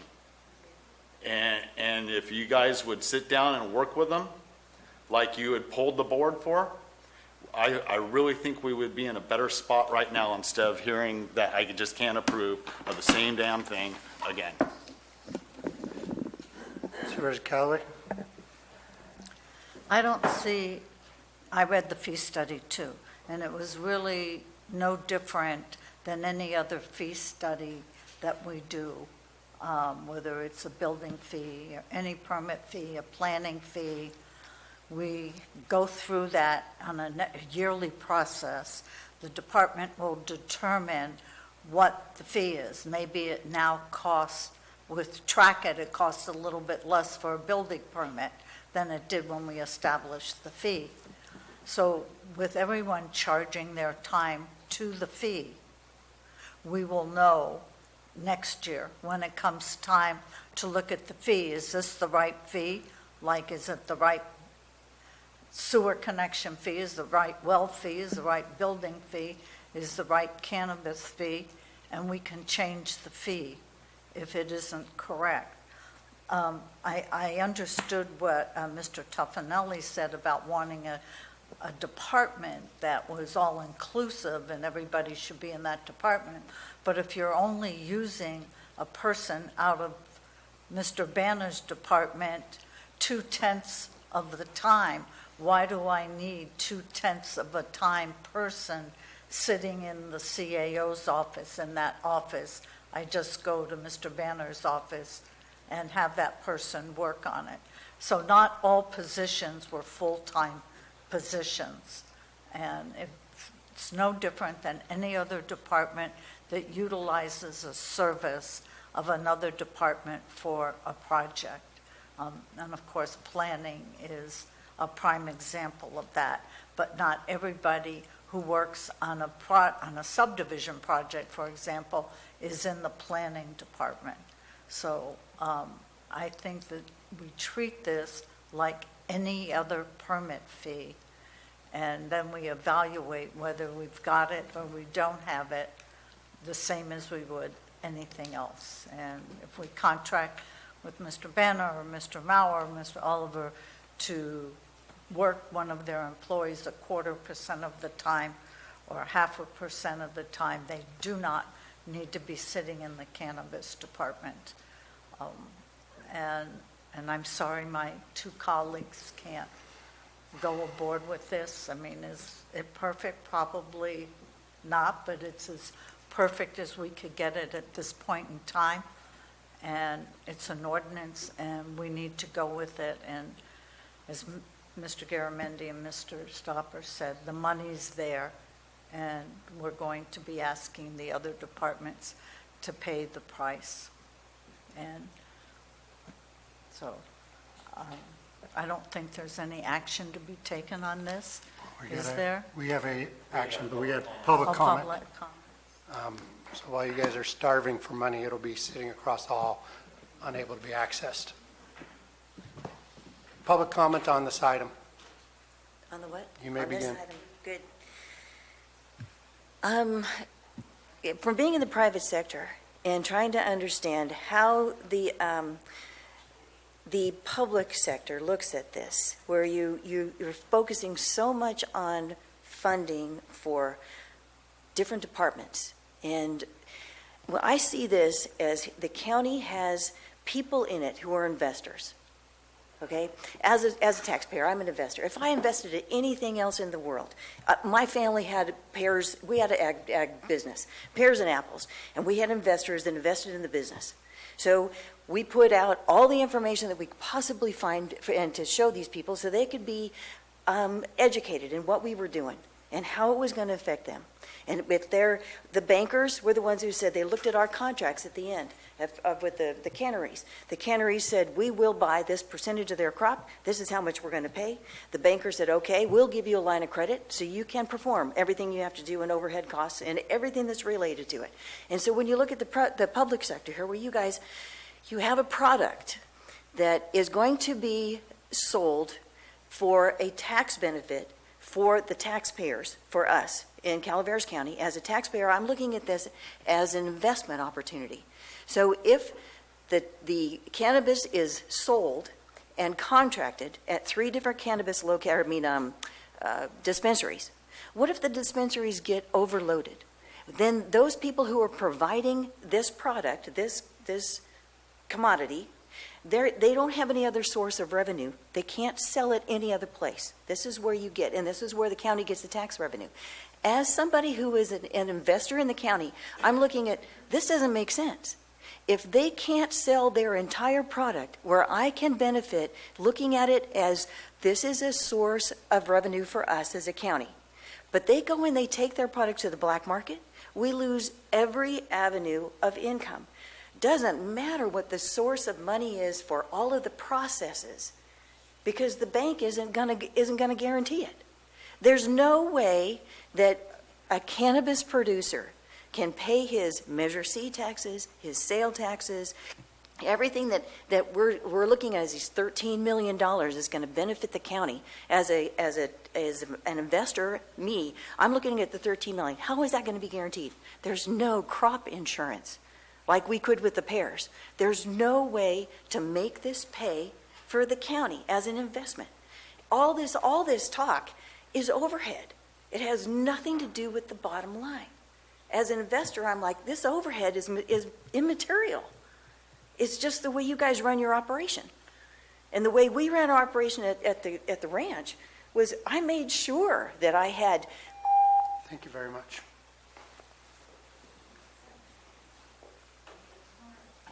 Good evening, Sharon Romano in District 1. I want to address my comments directly to Supervisors Mills and Toffanelli. This board passed an ordinance. It is now the law. Your reluctance in approving this budget is putting a burden on the employees of this county. You need to trust the department heads, and you need to quit destroying the morale of the people who work for this county. Give them the money and the tools they need to do the job on an ordinance that was lawfully passed. Now, unfortunately, I have another commitment, so I have to leave, but I'm going to be listening to the online streaming of this and see if maybe you guys will reach into your hearts and do what's best for this county, and for once put aside your personal agenda. Yes, you don't like cannabis, and that's fine, but this county has an ordinance that was passed, and let's handle it directly. Trust your department heads, trust the CAO, and do the right thing. Thank you so much, and good evening.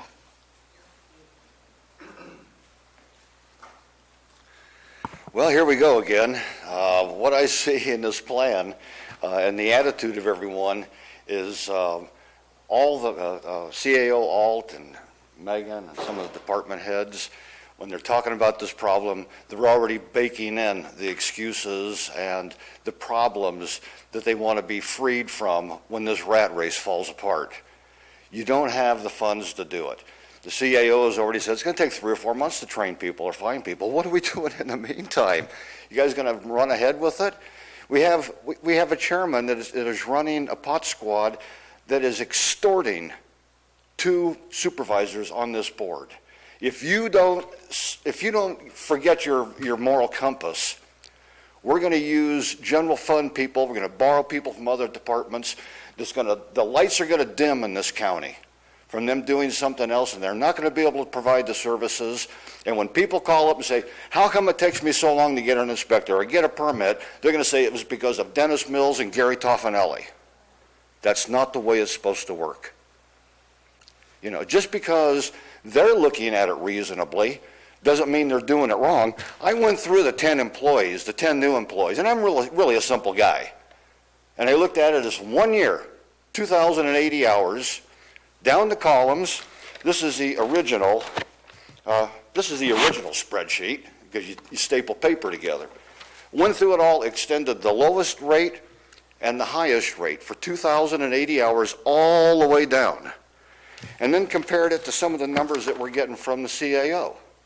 You know, that they're anywhere between $500,000 and $700,000 off. And I didn't put in the burden for pension, for health care, or anything else. This is just straight hours times rate, about as simple as you get for 1 year. And it's not going to balance out in the first year, and Supervisor Toffanelli is absolutely right. What happens at the end of the first year? We saw what happened under the urgency ordinance. How long did it take to process applications? We're going to run out of time and money before 192 are done. And it's going to be the fault of the county, again, for not processing them fast enough. And you've been told by every expert, maybe not the experts here, but the experts from other places, that if you do more than 25, you're in peril. This rat race is going to fall apart. And I'm sorry to say it, but there is something wrong here when I don't get a feeling that you or any of the department heads really support this plan. You're doing it out of panic. You're doing it for the wrong reason. Just slow down, listen to the people, and do it right. You know, get your budget authorizations together, do it right. Thank you very much. Next speaker.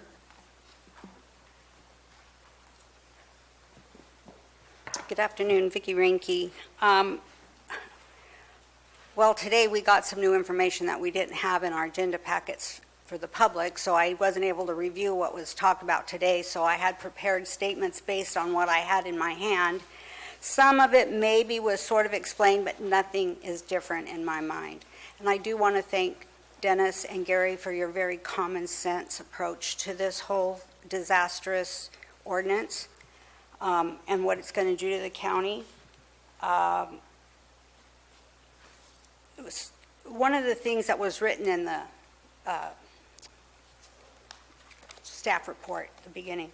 It was said if the budget is not approved, performing existing duties with the addition of the extensive volume of work from the cannabis regulatory program will inhibit work in all existing programs as well as the new regulatory program, which is what you've been talking about now, and sort of I take it as a little bit of a threat to, well, you know, we're just going to have to overwork our, well, guess what? The 3 of you voted this ordinance in, you didn't have a budget, you didn't have staff, and you did it anyway.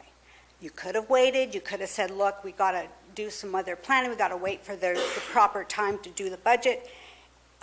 So anyway, it's your responsibility. Don't blame it on Dennis and Gary, because it's not their fault. They didn't even vote for that ordinance. The other thing is the departments. I know now they're on board. Excuse me, but who's their boss? Who's the staff's boss? Is it the Board of Supervisors? Gee, do you think maybe they're going to toe the line and say, okay, yeah, we're going to get that done because that's what you want done? Of course they are. That's what they're hired to do, and they don't want to get fired. So I'm not so sure I agree with a lot of that based on the April 16th meeting that I attended when the staff got up and talked about the UO. This isn't any different than the UO. The only money you guys are concerned about is this permitting fee. That fee can only be used to permit things. It doesn't help with the public safety. It doesn't help with anything else that goes on with this. It's ludicrous. And again, the public safety is the big piece for the people. They didn't want this. They've been getting up and talking about not wanting this ordinance in our county, and now we have to hire 10 new full-time positions over and above the 25 we hired from the last UO. And in those 25 positions, or the 10 positions, I looked to compare it with the fee study, and the people that were taken out were code compliance, code enforcement. They don't have anybody in that new thing. And then added was the building department. Thank you very Anyway, much. it's Thank a you. disaster. Next speaker.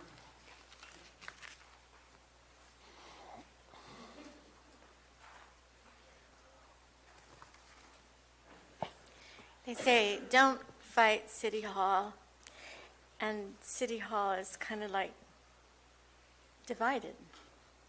And so I'm here to support the people that have common sense and realize that it's better not to bite off more than you can chew.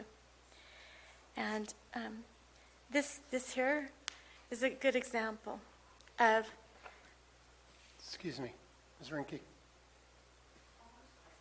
subterfuge in that who's going to be able to read that? Not me. And there's plenty of room. It could have been enlarged, but nope. And one of the lines with the budget, somebody, one of the salaries, you can't read it because half of it, over half of it, is not printed so that you can read it.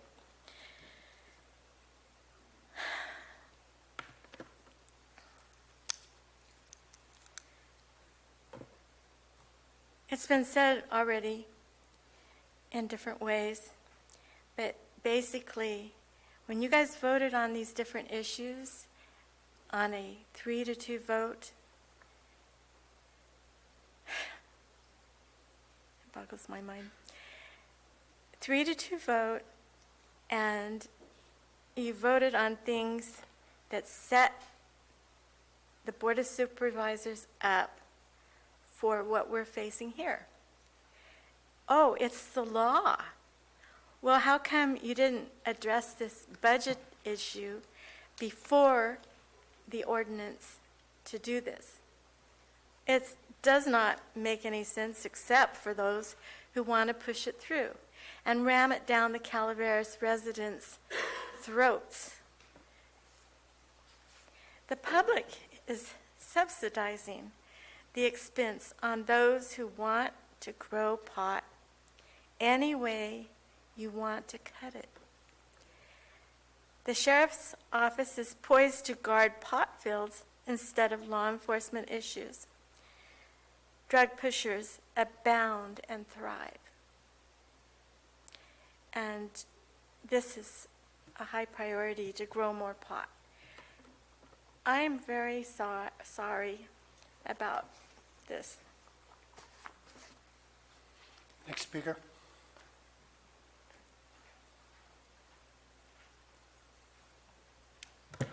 Anthony Worcester, For you folks who don't know, I'm a fiscal conservative and have been for 75 years. I have worked for county government when times were hard and there wasn't enough money. We had real budget problems to do simple things like keep the roads okay, fill potholes. And state government went through that. People got laid off. People were put into other positions. I was one of the lucky ones. But I have worked through times with different levels of government when times are hard. And when I see Calaveras County, I see times are hard. When I see that people can't afford to pay their water bills, times are hard. Okay, so enough of that. What you folks have done here is you haven't done what I asked you to do. I believe it was on the 19th, when I came before, and I told you it's not really your fault. You don't have anybody advising you. You don't have somebody who's really into legislation and budgets and financing and all that who actually gives you advice. So I'm not here to speak against marijuana growing. I'm not here to speak against a bill or, appropriating money. However, I am here as a fiscal conservative. I'm very conservative.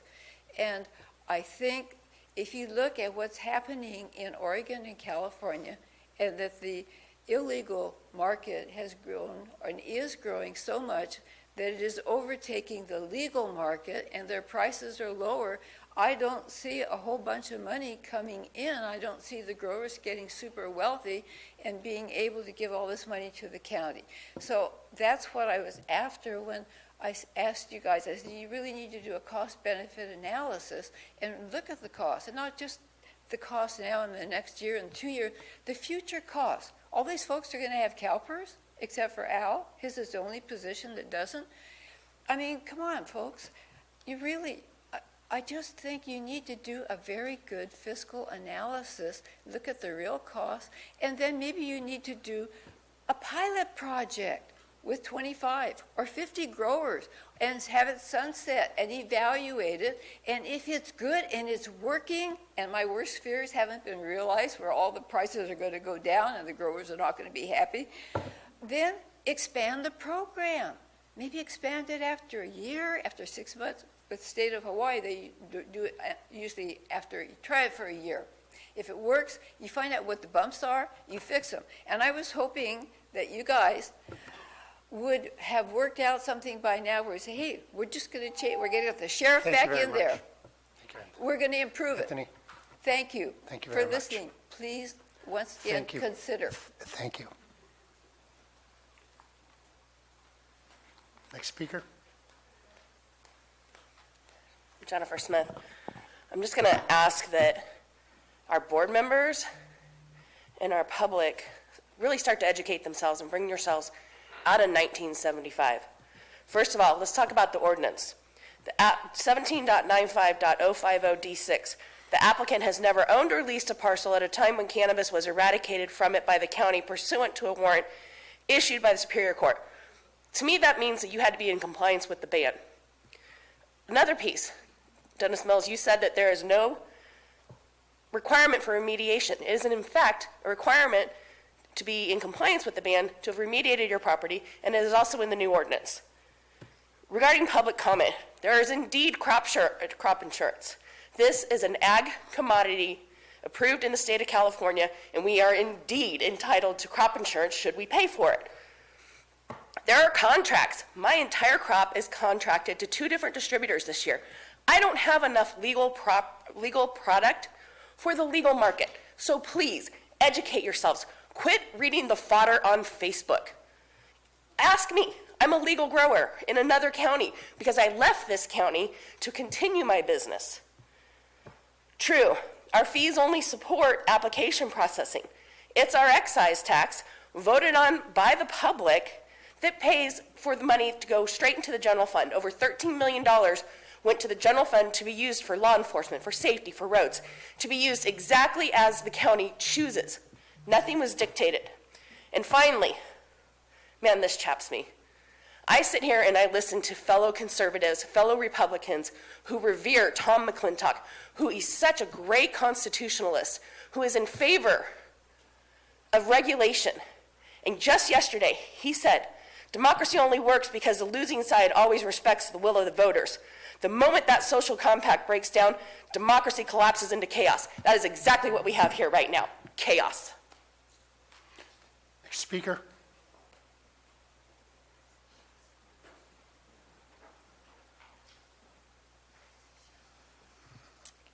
Hi.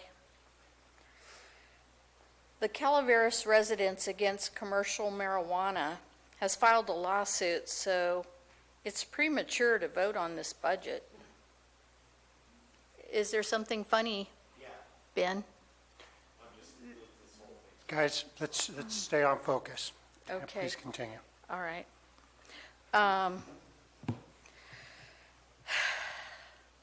There's all the talk about the regulation. By the way, the ban was also a form of regulation. And there's talk about the program and the program fees and regulating this program. But what I really don't hear much talk about is all the illegal activity that this will bring in along with our regulated grows. Measure C is in litigation, so we're not going to see any funding from that. Again, I asked Mr. Stopper if there's something funny. I'm smiling. This is not an exchange. Please continue. Okay, thank you.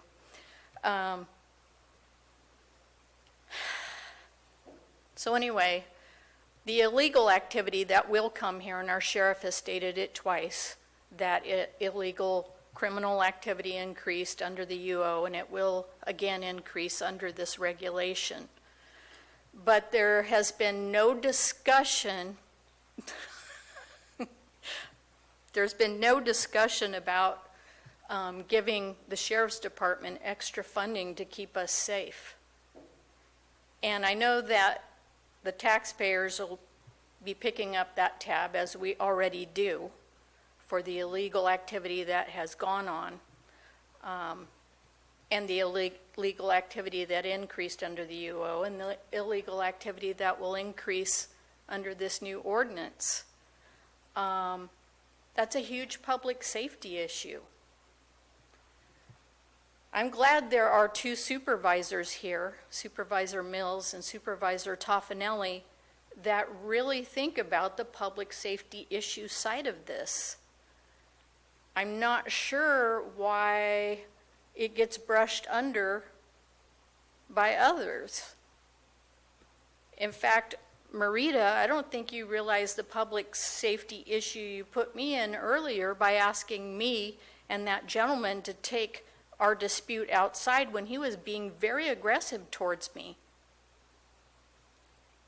I was very fearful after that, looking over my shoulder and very fearful. And you just said, take it outside like it was nothing. You need to think about our public safety. I would like to hear the board discuss that, discuss all the illegal activities that are going to come. Thank you. Next speaker. Jack, my apologies for laughing earlier. I couldn't contain myself.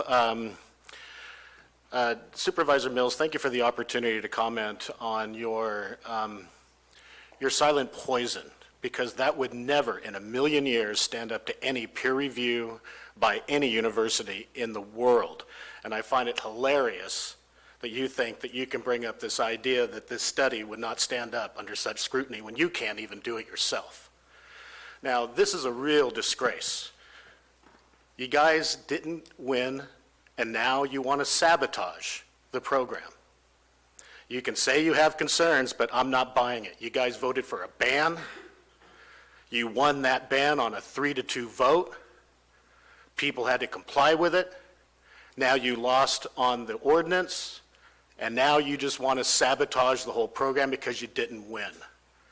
Now, There's something that's said about people that hate government. When you put them in charge of that government, they always mess it up, and they do it deliberately, which is what you're doing today.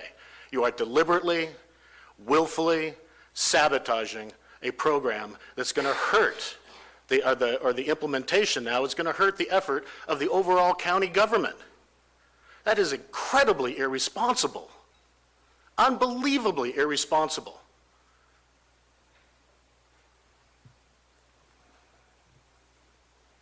It's outrageous, but I don't think I'm going to convince you otherwise. You're going to do what you're going to do. We have an election coming up. We'll see what happens. But really disappointed. Really, really disappointed. Next speaker. Mr. Toffanelli, thank you. Mr. Mills, thank you for looking out for us, our safety. I understand where you're coming from because I feel the same way you do. I have read it, and I do think there's lots of parts that need to be touched on more than you displayed today. As far as putting it in one pot, I agree with that 100%. I had a business, and I didn't put my parts and my labor in one group. They had to be in a separate itemized section. That needs to be a separate entity, all its own, because it could be a golden child for us. It could also be a nightmare coming. I think we're pushing this too fast. I think that there's an agenda on the other three, not on the two that I'm discussing with. I think that maybe we have our hands in something going on that I don't know about, that maybe the public doesn't know about. But I think we need to put the reins on this and really have discussions. I would like to know what the issues are, as in Jack said that they weren't brought up, that they weren't handled, that you did not get them acknowledged by them. The discussions that you had with our CAO, I'd like to know what those were that were ignored. Thank you. Next speaker. Seeing none, I will close public comment and bring it back to the board for further discussion or a motion. Supervisor Toffanelli? Yes, I want clarification from Mr. Alt.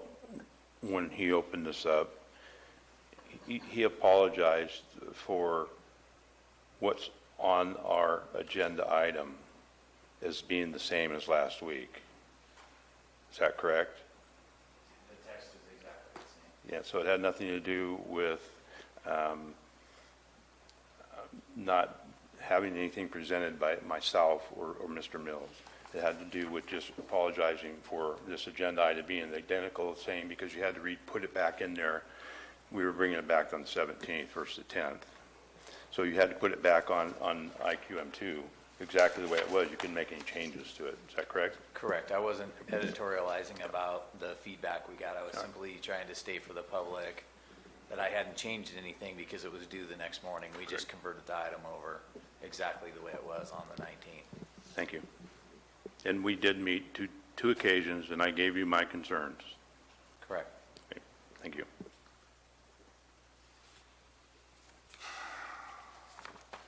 All right. Is there any further discussion or other follow statements before there's a motion? I got to tell you, I'm beside myself. I mean, we hire professionals. We seek their advice. We say we don't want to be micromanaging them, and the first thing we do is we micromanage them. They are going to be working hard, looking across at a big pile of money that can help them do their jobs and serve our community better. And they are not going to be able to touch it because two people are serving as obstacles to moving this forward. This is common sense, logical, and needs to happen.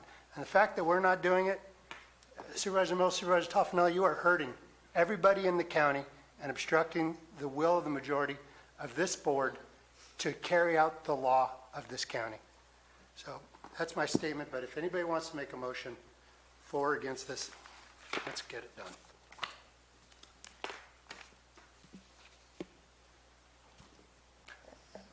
Well, I move that we adopt the operating budget and the cannabis regulatory fees for 2019, 2020, and authorize and direct the purchasing agent to adjust the fiscal year 1920 capital asset schedule as presented.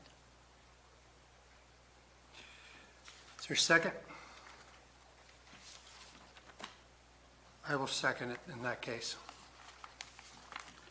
Very well. Do a roll call vote, Madam Clerk.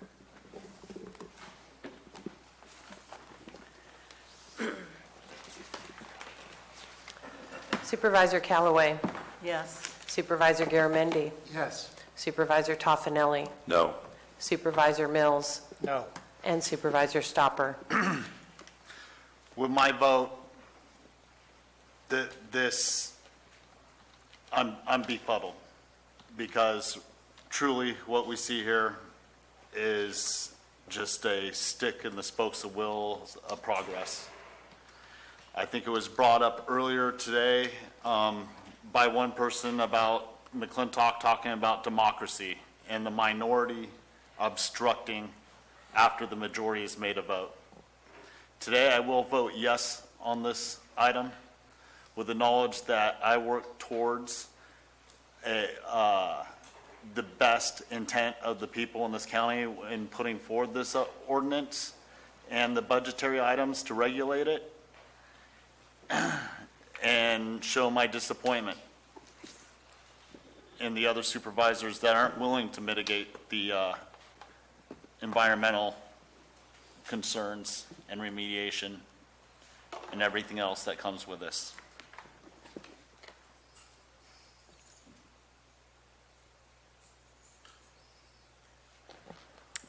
So the motion dies for lack of a 4/5 vote, with a vote of 3-2, with Supervisors Mills and Toffenelli dissenting.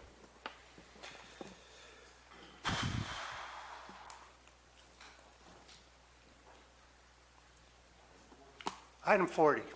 Let's see if we can do this without pouring gasoline on ourselves and lighting it on fire. So I'll cover item 40 real quickly. I foreshadowed it here in the presentation. The items before the board here for consideration for these 10 positions. I realize absent a budget, the easy question is, why would we put the positions forward? Well, there's a few reasons. One of which is there's 2 new positions that are forward with the personnel item.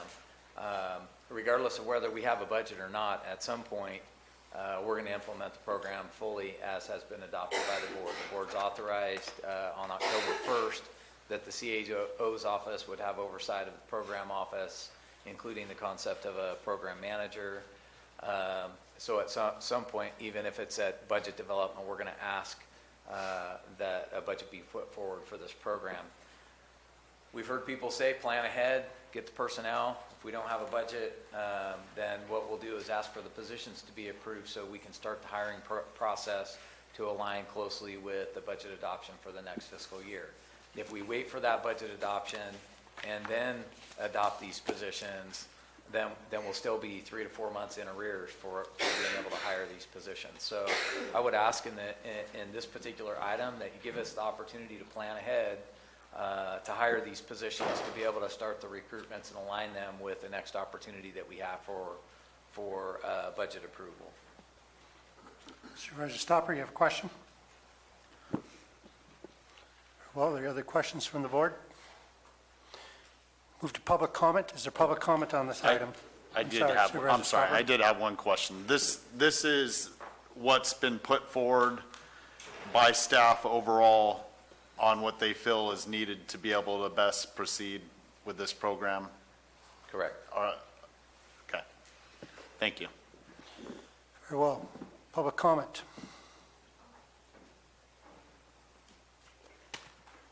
I guess I just have a question. Isn't this something after the lack of the last vote that should come back and maybe just have the new positions approved rather, because isn't this also then going to approve some of this budget at the same time? I mean, not approve the budget, but say that you're willing to support all these positions rather than just looking at the 2 new positions that they're wanting to form in the county and putting these into the personnel files so that in the future, when you talk about a director of cannabis control, this part's been approved. I guess I'm confused as if you vote on this, what are you voting on? Thank you. Next speaker.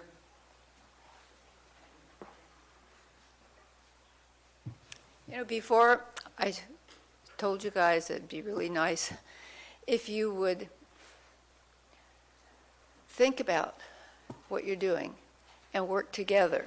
And I had really hoped that you would say, okay, we think it is a good idea to have the sheriff do the background checks again, and we will keep an eye on what's happening with the market. So we'll start small as a pilot project, or we'll start full blast and take the risk of losing some money, but we'll have it sunset after 1 year. In other words, the common things that legislative bodies do for policy setting. And it's very hurtful to all of us in the county. You know, we respect you folks. We respect the 3 of you who wanted this, and we respect the 2 of you who didn't, who wanted something better. And it would be really wonderful if you guys could work together and do a little compromise. Why not put the sheriff back in the equation? Why not? And why not really try this small? And if it succeeds, build on it. If this is something really good for the county, go for it.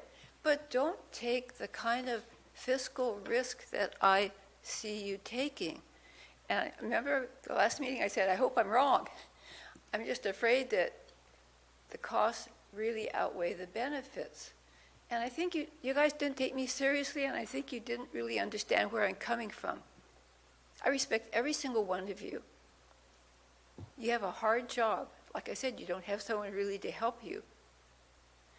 But you need to think of each other as colleagues and work together. So why not, if Dennis and Gary want a couple things changed, why not change the ordinance? It's done all the time in other jurisdictions. A new draft, pass something better, and then you can go forward. And if you start on a small scale, it's not a big risk for the county. If it succeeds, great. We can have the best marijuana in California. I mean, come on. It could be great, right? But you guys just fight against each other. And I totally agree with Dennis and Gary. They have valid concerns. So why not address the concerns, come up with something better? I really hope that you do, and I hope you understand where I'm coming from. You guys have a very hard job, but open your eyes and try to work together to get something better for everybody. Please. Thank you very much. Next speaker.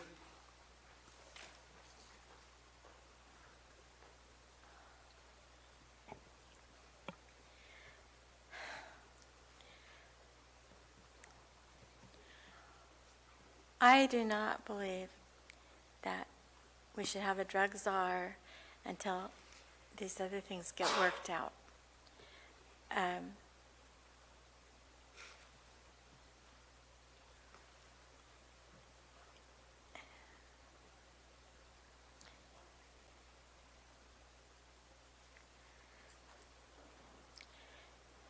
The Sheriff's Department needs to know what's going on. They need to have access to the personnel. And the reason is because this is has been an illegal business. And so people who have victims whom they sell their drugs to don't have respect for the whole person that they're selling them to. And that's been going on for quite some time. So why do they not want the Sheriff's Department involved? Or, for that matter, the DA. You know, this is a good example of this whole thing. The DA and the Sheriff's Department are excluded. The Sheriff's Department will be guarding the pot grows, but they won't be involved with trying to make sure that things that should be going on are going on, because cut out from that. They're just going to be called in for an emergency. And they're going to be right there for the emergency because they'll be guarding the pot grows. Our sheriff's department deserves respect and honor, and they should not be treated like guards of pot. It isn't right.